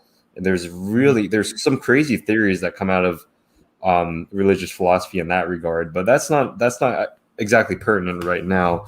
So, like, again, going back to this whole point of morality, first of all, Casey, yeah, I mean, religion can't lay claim to morality writ large. Some religious people do that, and I tend to, I don't know, I'm not quite sure how to formulate my opinion on that matter. But yeah, there's so many great things that come out of like, what do they call them? The four horsemen of atheism, like the four big atheist thinkers of our day, Harris, Hawkins, Hitchens, and Daniel Dennett, I believe. Sam Harris particularly has a really interesting work on building a moral landscape. I think it's called The Moral Landscape by Sam Harris, about building morality from a purely neuroscientific framework. I couldn't quite reiterate it to you, but it's very interesting. Yeah, so like, get that out. So yeah, when we're talking about like, yeah, it's so simple. Like, if only we could get back to this. Well, I am of the school of thought that's like, well, we are stuck with this fallen nature. We're never gonna be able to. And I'm sure you're not so idealistic in that sense. Like, we're not gonna act like this is not gonna be a thing that's gonna be applied to the world. Like, this is not coherent to me with again, that human element, whether you want to think about that religiously or not. So I mean, what do we do about that? So we do have all these, I mean, there's moral objectivism, moral consequentialism. The new favorite is moral relativism, which I'm assuming most of us in this chat wouldn't agree with, so we don't maybe have to go there. But yeah, I mean, where do you want to go with this, Matt? Because like, this idea of morality is, one of my big, I really am trying to synthesize my own take on the matter. Like, I like this whole teleological argument emerging from Cottingham. I really like that Neoplatonic idea of participation in the good. But again, I'm still kind of squishy in that regard. So what do you think? Like, where do you want to take this? And yeah, what do you think? Well, here's the thing, and I actually want to take it. Scott, nice. Sorry. No, you're good. I want to take a kind of a little step back. as far as the morality and the fall and everything like that. Just to backtrack, we are flawed. It even says in the Bible, we are flawed. We are born to fail. We are born to be tempted. We are going to be tempted. We are going to be dragged down. We are going to every step that we take forward towards Christ, the evil one, the devil, Satan, Beelzebub, the dark one, the fallen one, will have some sort of minion or demon to try to hold us back. We will have that anger. Now, it all comes down to me, and just my thoughts, is a matter of willpower. There are some things that in this life that are very tough decisions to make, but we know it's the right ones. We just have to have that faith that that is the ultimate plan. I could sit here and tell you my life story, and I feel like everything that has happened for a reason, good and bad. I don't know if you knew this, Brian, but I've actually been in jail. I was at the lowest point of my life. I was in jail, no money, no job, on the streets. I was literally the lowest that somebody could actually be. And I had it all, went right back down. Some things happened, but it led me to the paranormal. The paranormal ended up leading me, well, it led me to some jobs, which led me to friends, which led me to the paranormal, which then led me to my ordainment as a minister. And now I'm skipping a huge time frame here, but everything happens for a reason. It all is a matter of keeping strong in your faith. Look at Job. And that is a prime example I love using. Look at all the plagues that he went through. Look at all the trials he went through, and he stayed solid. Yeah. Over what? A bet between God and Satan. You know, he got his, let's just be honest, he got his ass kicked. Yeah. Normal people would have broken. But I think that is kind of what we need to focus on is, look, something as simple as money. One thing I love doing is I like helping people out when they're frustrated and depressed. Doug and I actually did a video on depression and stuff like that, and suicide awareness. One thing I tell people is I take a piece of paper or a dollar bill. I don't know if I have any. Let me look. Nope, I'm broke. But let's take a look at a dollar bill. I'll even ask you, Brian. Well, this will be involvement. Pretend I'm holding a dollar bill. What is it? What am I holding? What is the dollar bill? Yeah, what is it? What am I holding? I guess it's a piece of paper we've ascribed a certain amount of value to. You said it. It's a piece of paper. It is all that is. If I give you that dollar, that said dollar, you're holding it in your hands, you have it, and I take it away from you. Are you going to the emergency room? Are you having a heart attack? Are you dying? No. So why let something inanimate, a piece of paper, a tree, control your life? Why would you let yourself get down about that? Have faith. You stress about things you can change. You do not stress about things you can't. And that even dives into the religious side of it. If you can't change your situation, if you have tried every way, shape, or form, put it in God's hands. He will guide you. Going back to money. You're struggling with money. You're having problems with money. Have faith and go to work. That's how you make money. Go find a job as Keanu Reeves' stunt double, which is what I'm going to be doing after that. So, yeah. Anyway. I don't know about Keanu over here, but I can't go to the ATM and take out all the money I need to pay my bills for the rest of my life. What can I do in the meantime? Go to work, have fun, do my job, make money. That is how I take care of that situation. Now, I have to have faith that every day I'm going to go in and I'm going to have a job, but everything boils down to what you can control. And if you cannot control it, that's where the faith comes in, where you have to believe that you will be taken care of. And when you start doubting yourself, doubting your beliefs, doubting God, that's not you. That is deception coming from him. I see. And, like I said, it all comes down to every decision, whether you're helping somebody, counseling somebody, making regular decisions in life. It all comes down to trust. Drop That's mic. interesting. Yeah, no, I really do appreciate that outlook. I actually didn't know that bit about. I think I might have known something about you being in trouble before, but I didn't know you were actually in jail. So Yep. props to you, And that's another man. thing. I'm not ashamed. I'm not ashamed of that shit, man. Why? Because that is, I want people to take that as motivation. Be like, wow, this guy literally, like, Yeah. when we talk about having money, I'm not even joking. I had 10, 20, 30 grand in the bank, just sitting there doing nothing. Or I had a good house, a good place, a good job, good car. If I wanted to go to Red Lobster, and that was my lunch, I go to Red Lobster for lunch. Spend $100, no big deal. 100, $200 was nothing to me. I mean, I wasn't like rich, but I had money, and it was all taken from me. I mean, you look at it any way you want. You can say, well, I made a bad decision with who I was with, or it was divine intervention. It was a kick in my ass that I needed. But either way, it humbled me, and it changed my outlook in life, and I'm okay with that. Yeah, that's really insightful, Matt. And I really, again, props to you for turning your life around as such. And just the fact that, this is a lifestyle you've adopted. It's not just paranormal investigation. Like, it is a way of life for you. And I totally respect that, man. And obviously, I'm going to say, like, yeah, I love that you still cling to your Christian faith along with that. We haven't delved much into that, kind of reconciling the two things. I mean, you actually have at some length between tonight and last night, but I mean, thanks for sharing that again. Really insightful. Just looking at your comments, we're looking at.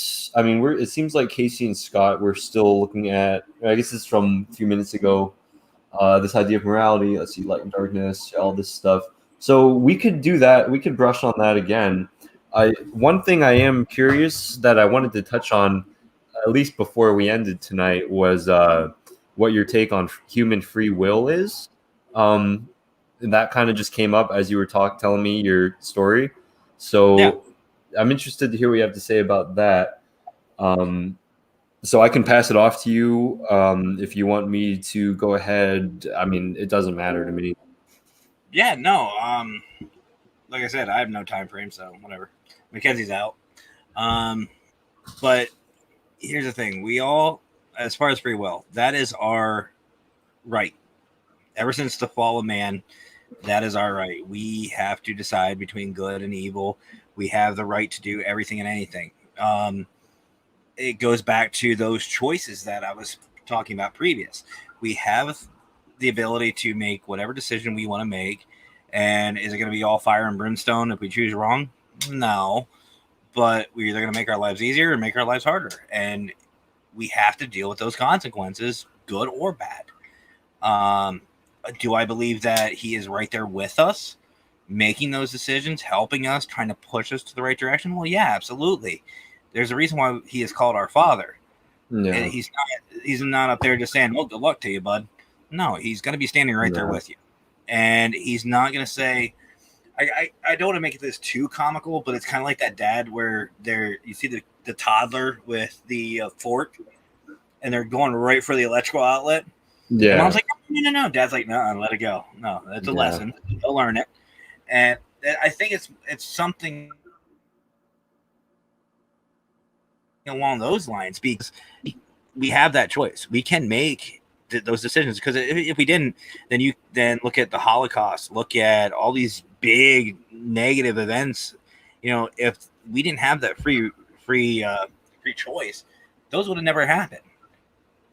Yeah, because it would have no, that is something against me, my people, my creation. I do not like that.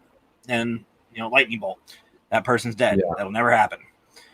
So I mean, I think that I don't want to reiterate, but it goes back to just we have that. That is our God-given right. That is our birthright to fail, to make decisions, to choose our path.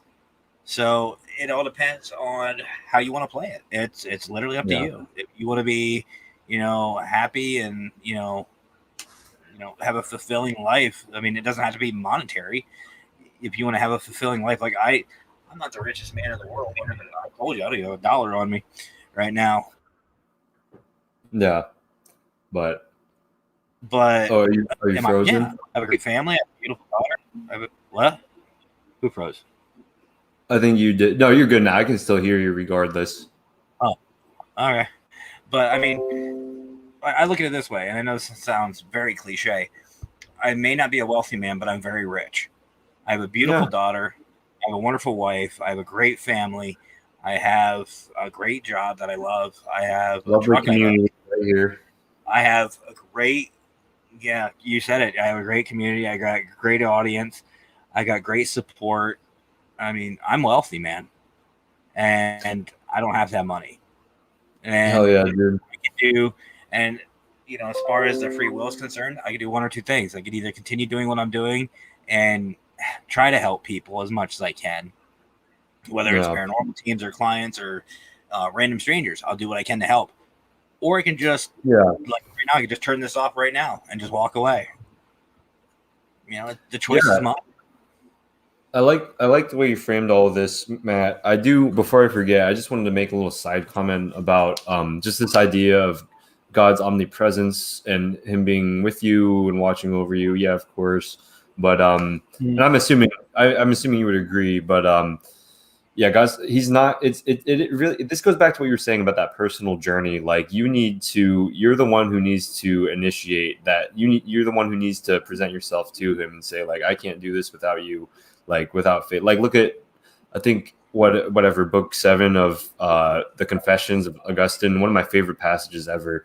Like, yeah, but again, this is assuming we're operating under a Christian framework. So if you guys want to tell me fuck off with that, that's fine. But that was just kind of a side point. I really like what you're saying, Matt, and I tend to agree. Like free will, yeah, as a God-given right, it is a thing, it is a real thing. But I also tend toward what Scott's saying, and I suspect, Scott, you would be something of a free will compatibilist. So that's what I am. So basically, it's a school of thought that says free will is compatible with cosmic determinism, and it's not that doesn't render it incoherent or anything like that. Like we do have free will, and we are also cosmically determined in many ways. Like if you want to go like the neuroscientific route, I mean, Matt, have you heard of the I think he was a psychologist by the name of Benjamin Libet. He was late 20th century, maybe 90s, was his most prominent experiment called, I think it was just called the Libet experiment. And I won't bog you down with the details, but essentially the results of the experiment showed that, yeah, we don't have free will, and that the decisions that these people made during the experiments were actually predetermined. Like their brain made the decision before they made a conscious decision. You know what I mean? And it's been refuted, and there's been different iterations of the experiment. And I think a lot of people come out of it and say, like, yeah, I'm more of a compatibilist. Like in some choices, especially these kind of trite, trivial little experimental things they're doing, like, yeah, maybe our brain takes over. But the short of it is, yeah, I believe in free will compatibilism. Maybe you could push back on that, Matt, but I don't think that compatibilism, generally speaking, because there's different strains you could go with this. I mean, you know what it's like between the Calvinists and the Thomists and the other like the alternative reformatives. Like, yeah, they could battle it out. They have been battling it out for hundreds of years. But well, my thing is here's a cliff note or bullet point, let's just say. One of the big argument I've heard about that whole free will thing is we technically don't have free will because everything has been predetermined by God. Yeah. So yeah, this is my thought is that to me kind of ties into the multiverse theory in a sense, because we are just one rendition of a different multiverse. So, and that could be a thing too. We don't know. But that may be a possibility. We're just living in one reality. So maybe, like, there was a theory out there that Scott, maybe you can help me out with this if you're still watching. There was a theory out there that spirits are actually glitches, if you will, from other dimensions. There are another multiverse. And Did it's this just- arise? Did this emerge out of string theory? I wouldn't say it would emerge from it, but I think it was like one of those like bastard cousins, if you want to put it blatant That's terms. nice. You like that? But yeah, that is, and that's one thing I love about the paranormal field is, again, it's all theory because you can't prove either way, yes or no. But that is something I have heard. Now, as far as the predetermined free will, maybe there is another me. Oh Lord, that would be terrible. In other timelines, we'll just say, and we're second or two apart, and a decision I make, the other me is making the other one, and maybe he's living a better life, maybe he's not, or maybe we're just running through a rat race that has already been predetermined. It doesn't matter what we do. But here's the thing, it kind of contradicts each other, because if that's the case, if he already knows what we're going to do, then why give us the free will? You know what I mean? So I'm not saying that I don't believe that he already knows what we're going to do, but at the same time, it kind of doesn't make sense. But here's something else too. Yes, we are created in his image, but we are not to understand him. He is all knowing, all powerful. He is a level or 6 above us. So maybe, like, have you seen the movie Dogma? Yeah, Dogma. Yeah. Okay, the very end where she actually says something to Barnaby and his head just goes. What if that's the case? You know, there's so, like, that purpose, that goal, that, you know, everything that we're looking for is out of our reach. We're never going to find it. Maybe we have to be okay with that, because we're not done. Oh man. Oh, you froze again. You with me? Yep. I'm still here. Breathe. Okay. Yeah, I missed like the last clause, I think, of what you said. See, what if we aren't made to understand this? What if he doesn't want us to? What if it is so far out of our mental capacity to believe this? To believe what? To believe, or to know exactly what he wants to do, like the purpose, the meaning. All that. You know, what if that's beyond our reach? What if that's beyond our This is really good. See, Matt. Now we're not really. Now we're starting to get to the deep end of this is philosophy of religion that we're doing right now. So this is really good. As far as that last comment, like, yeah, no matter what school of thought you're going to come from, like even between those seemingly irreconcilable like religious schools of thought, like in Christianity, mind you, we're all going to agree at some point all things end in Mysterianism, like divine simplicity. Like we're never going to get anywhere with that, like outside of like the Via Negativa as posited by Aquinas, and there were some positive claims he made about it, but they were sort of derivational claims. But anyway, all these things are going to end in Mysterianism, no matter what school of thought you come from. So I really appreciate you saying that, but I also appreciate you tying in this multiverse theory, because again, under Aquinas, or who is built on Aristotle, like, and all these different, even just the arguments for the existence of God, like not all of them need a perfectly linear finite universe to ride out the waves, you know? I mean, Aristotle himself believed in an infinite universe, and that could be compatible with this whole multiverse theory. But it doesn't matter, because you're bringing up also this idea of providence and foreknowledge, right? They're two very different things, and there's a lot of conundrums you can get yourself into, seeming incoherencies pertaining to our free will, which Calvinism is pretty wild, but I know they're kind of the school of thought that like you are totally responsible, yet there is also this sort of rigid predestination. I don't understand it, but there's a very strong case that you can make for it. But anyway, that's a whole side tangent in itself. So when we're talking about multiple universes and possible realities, like in what do you call it? Not symbolic logic. What is it fucking called?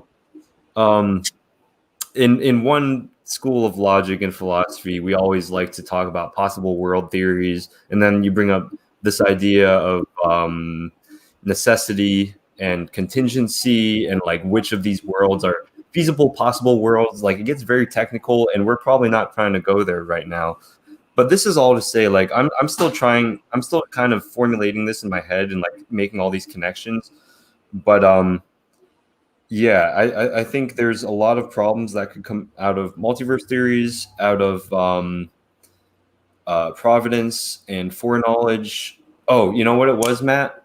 Another element that I was having trouble tying it together is time too. So there seem to be two like major schools of thought pertaining to time that could be compatible across these different theories, whether it's like a linear finite universe, multiverse. So there's dynamic and stasis theories of time. Maybe you're familiar with them. If your chat's not, I will divulge a little bit. So under the dynamic theory of time, the past is the past; it's long gone. The future has yet to happen. The present is here and now.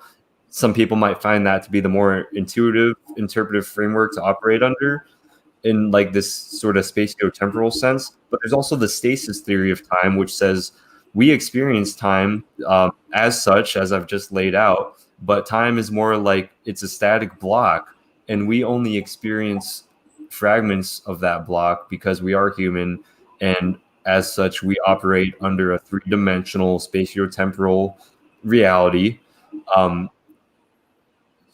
as long as we're trapped in our bodies, you know. But so to like under this static theory of time, God would be the only being that could perceive the entire block, right?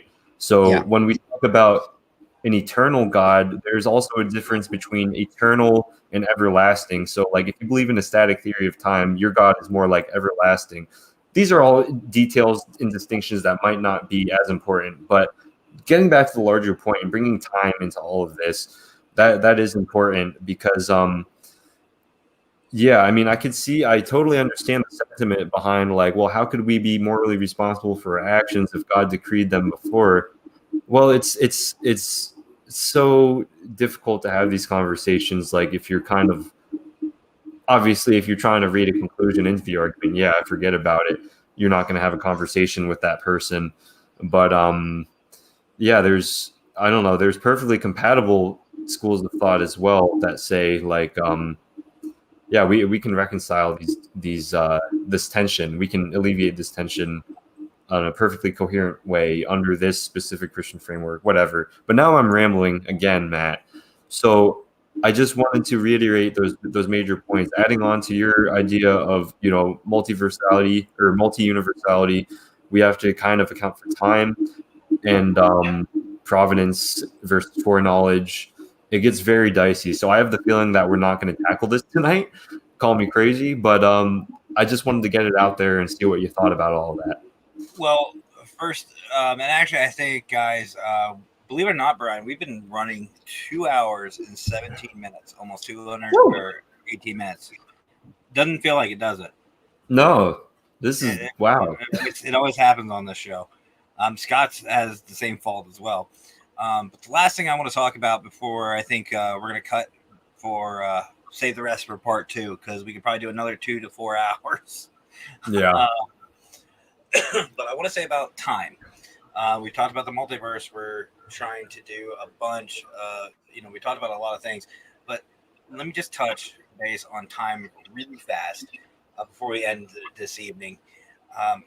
Time to me is a man-made thing. It is something to where we kind of brought trying to control some sort of chaos. Because you think about it, something as simple as daylight savings time, that was actually created by us. You know, yeah, we have time and everything like that. Time itself is, I think it's famously quoted as being relevant. And I believe that's absolutely true. Relative, right? It's relative to for me, it's relative to the person or to the group of people. it's for. Casey says an hour on Earth is shorter than an hour in space. Well, it all depends on, like, it goes off of the sun's rotation, but time in essence is something that's created by man. It is not an astrological or metaphysical thing. Now, there is a theory out there that time for spirits is different than time in the reality. Like, it would make sense why there's a couple times where you go to a home, it's haunted, there's a lot of experience, there's a lot of evidence. You go there the next night or a couple days later, nothing happens. Could it be that the ghost doesn't talk to you or the spirits don't want to talk to you? Yeah, absolutely. But there's a theory out there that says that maybe the time is different. Maybe their nighttime is our daytime, or maybe their daytime is our nighttime, and that's why they're more active at night. You never know. But again, it all goes down to relativity. Whoever, but I don't know. As far as the multiverse, I agree with you. We can probably we might want to footnote that one for another time. But and see, to me, it doesn't matter. I mean, whether there's a multiverse or not, that's an unfalsifiable claim. Maybe one day we could penetrate that barrier somehow, but really, whether or not that is our reality, it really doesn't have much bearing on a lot of what we're talking about. Like, again, going back to this sort of Aristotelian framework, even just about, arguing God's existence. It's like, yeah, we were never talking about linear causality. We were never talking about a finite sort of linear universe. It's perfectly compatible with a multiverse or an infinite, ever expanding universe. I mean, I don't think it really matters that much. What do you think? As far as the multiverse, No, or you're still talking time? Whether or not the multiverse is real, essentially. Whether it's real, I guess that would have to be a personal opinion. Me personally, it won't matter. Yeah. It's just like, I don't feel like if there is another verse out there that has another, Matt doing the exact same thing I'm doing, he shoots himself in the head, or he does something, or he, he's in a car crash, that's not going to affect me. That's his timeline. Yeah. Now, if we ever get to the point to where we can cross over that dimension and interact without any damage, maybe. But until then, I'd rather focus on the here, the now, and what I can control. And that's what it all comes down to. And it's like I said before, you stress about the things you can change. You don't stress about the things you can't. Is it a possibility that it's out there? Absolutely. Just like with the crypt, and actually that kind of ties in with cryptics, like UFOs, Bigfoot, aliens, all that stuff. Do I believe they're real? Yeah. I mean, like I said, it's kind of, prideful of us to say we're the only ones. But is there something else out there? Possibly. Is there a God? Yeah, that's what I believe. Yeah. Did he have a son that came to Earth to, save us? I believe yes. Now, is it anything tangible? I got a good user's manual. I got the best user's manual you can get, but it all comes down to me. And if I can help one other person, to me, helping people, helping everybody else, opening the eyes of some people, not changing people's mindsets, mind you. I'm saying giving some new perspective to enlighten them. Isn't that what we were taught to do? Yeah. So, I mean, like I said, is there another universe out there? I don't know. Am I supposed to know? That's the big question. It could very well be the case. But you know what, Matt? This is actually a great full circle here. Because again, I'm reminded of this distinction between curiositas and studiositas. So, they say curiosity killed the cat. So, like, if we Okay, so say this is actually like your field of study, and you are kind of in the business of discovering an alternate universe or whatever, or like at least building some sort of theoretical framework as such. Like that's great. I mean, I think that's fascinating. I wouldn't be able to wrap my head around it, but yeah, sure, do that. But again, do it in a studious way. Like, so for you and me, who that is not our field of study, thank God, let alone like quantum mechanics and whatnot. Like, sheesh, I don't know about that. But No. to me, it's just not. It's fascinating, and it's something like you don't want to be completely ignorant to it. It's like, yeah, you should study up. Like for me, like the philosophical implications are something I'd like to study up more deeply on, but it really doesn't have as much bearing on our overall lifestyle, like this religious lifestyle that we've undertaken. Like, what again? I think you said it yourself. You said something to the effect of like, does God really want us to know about these things, or like the whole aliens thing? It's like, yeah, I mean, I don't know what bearing does that have on our religious life, which is to say, like, you know, the more for us, I have to word this carefully. Like for us, that is like the kingdom of God is definitely of higher priority than the kingdom of man, or the city of God over the city of man. But yeah, but satisfaction brought it back. That's nice. But Scott, just a side note, Scott mentioned, and someone else brought up this whole idea of the Mandela effects. Like, yeah, that I could see that could totally fit with the multiverse framework. But there's also so many things I don't understand, especially from like a purely like physicalist neuroscientific standpoint. I'm sure there's plenty of arguments that can be made as such, but I don't know them. But it's really interesting to think about it. And yeah, I'm more philosophy, not so much psychology. But yeah, it's really cool stuff. But Matt, I tell you what, we've touched on so many more things than I thought we would tonight. I don't know about you, but this has been wonderful for me, man. Welcome to my show, brother. This is actually pretty normal for Scott and I. And it doesn't even have to be about what we're discussing. It's literally about the paranormal, different piece of equipment. Even like my 4th of July one, we were just shooting the shit and talking ghost stories. This is what happens. And honestly, folks, this is what it is about. This is why I do what I do. I know Scott will jump on it with his page as well. This is why we do what we do.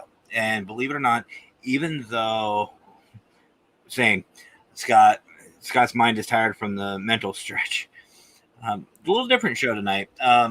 But Brian, even though you're not directly in the paranormal field, you are now a part of the para community. You are a part of Para Unity. I think my chat will be adopting you into the paranormal community. But here's the thing. This is what it's about.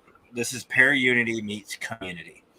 You reach out, you listen to different ideas, and actually listen, try to understand them, and wrap your head about different ways of life and different thought processes, and make new friends and the whole aspect of it, and you have a good time. I mean, I can tell that Brian and I will probably differ from some things, but not one time tonight did either one of us get angry with each other. Yeah, no, and we know like we just want to be productive. So like the bit about the metaphysics, it's like, well, this isn't productive right now, so we come back to it. And that's the thing, like we don't have to, and this is why I don't like to script things, because if something happens to where we hit a roadblock and it's like instead of sitting there on it for like X amount of minutes, let's move on, let's find something else to talk about. Yeah, I don't do scripts either, but it is helpful like when there are like concrete things that stick out that you want to return to. It is nice to know that ahead of time, so you can at least do some research or revisit some old notes that you have or something like that, But yeah, thank you, Heather. Thank you, everybody. Like this has been so wonderful, and I'm glad this just felt natural for you, Matt. Like I'm glad this is what you guys do. And I do want to say again, at the hazard of plugging myself, self-promotion, you don't have to stop by the Twitch channel, but I do want to engage with you guys. So like I really do plan on starting that Discord server soon. I'm probably not going to bite the bullet and get a Facebook or anything like that again. But if we could meet in the middle, and if you guys like, again, Matt, like, feel free to, or you still have my Discord up, so that's good. Like, if anyone wants to get a hold of me, man, like, we're going to be doing this pretty regularly. Like, hopefully Matt and I will be doing this more. But this is what my channel is all about too. Like, you have a bunch of guests on from so many different walks of life, so many fields of study. I'm trying to do something similar, you know. So and again, we'll be revisiting this again for sure. Oh, absolutely, absolutely. So you guys heard it for a second now. There's part 2 to this. I am actually excited. I think it's going to be a lot of fun. I think this is the start of something. We are starting to open a can of worms that is going to be a lot of fun. I'm excited to go down this road. Now, that being said, I have a special announcement to make, folks. Some of my paranormal brothers and sisters might be a little upset with me, but you can see by Brian's reaction, he's excited. Tomorrow night,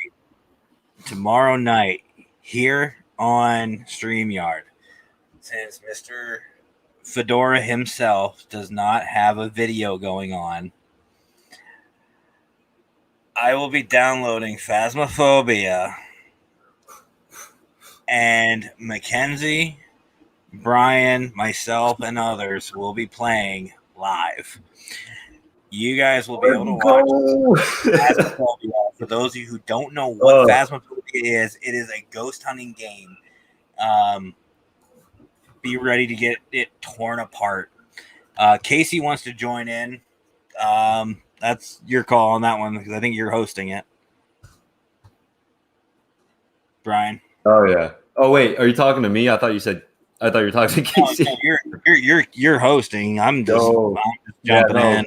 Dude, yeah, let's do it. Yeah, I'll host it. It looks like your chat's hyped. Vanessa's hyped over here. Oh my gosh. Yeah, I can't wait for that. Oh my god. Woo! So just so you guys are aware, I am buying and downloading to not just my computer, but Mackenzie's computer tomorrow on Saturday. What time are we doing this? Do you want to start same time? I usually start at 8, but I can push it off till 9 again if you want. I'm down for whenever. Whenever you're good, I'm good. Let's do 8 o'clock. So I will be streaming this on Facebook, YouTube, and Twitch, Twitter, just like I always do. I'm gonna do a video share or a screen share with you guys, so you guys can see and hear what I'm doing. I will actually have, just so everybody knows, it will look something like this.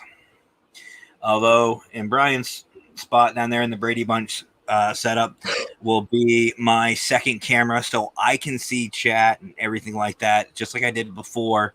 But yes, you guys will be able to watch us live playing Phasmophobia, and I will do my best not to tear it too much apart. But as far as next week's video is concerned, I have a gentleman in the works right now. I'm so tired I forgot his name. I feel like an asshole. John Speedy. John is apparently set up for next week's video, next Friday's video. August 6th, I'm going to have Barnaby Caps. He is, again, in Ann Arbor, Michigan, doing a crypto convention. So I'm excited for that. They had a Bigfoot sighting. So he's going to go out and do some Bigfoot hunting. I'm kind of jealous. But maybe sometime in between August 6th and after next week, maybe we can hit up part 2. Sounds good to me, man. Hell, I was going to say, you had Keanu Reeves tonight. You might as well go down all the movie tough guy. Get Liam Neeson on here, you know?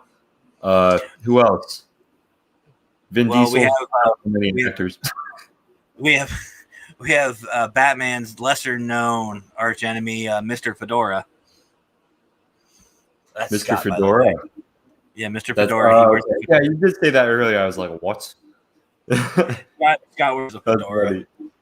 But, all right, guys. Well, Brian, thank you so much for joining me this evening. Brian's chat, thank you so much for joining us in this little adventure. It was great having you guys as our guest. I feel like we didn't just have Brian, but we had you guys as well. You guys were very same to all you active guys. and we appreciate not only Brian's chat but mine. You guys are awesome as well. So thank you guys so much.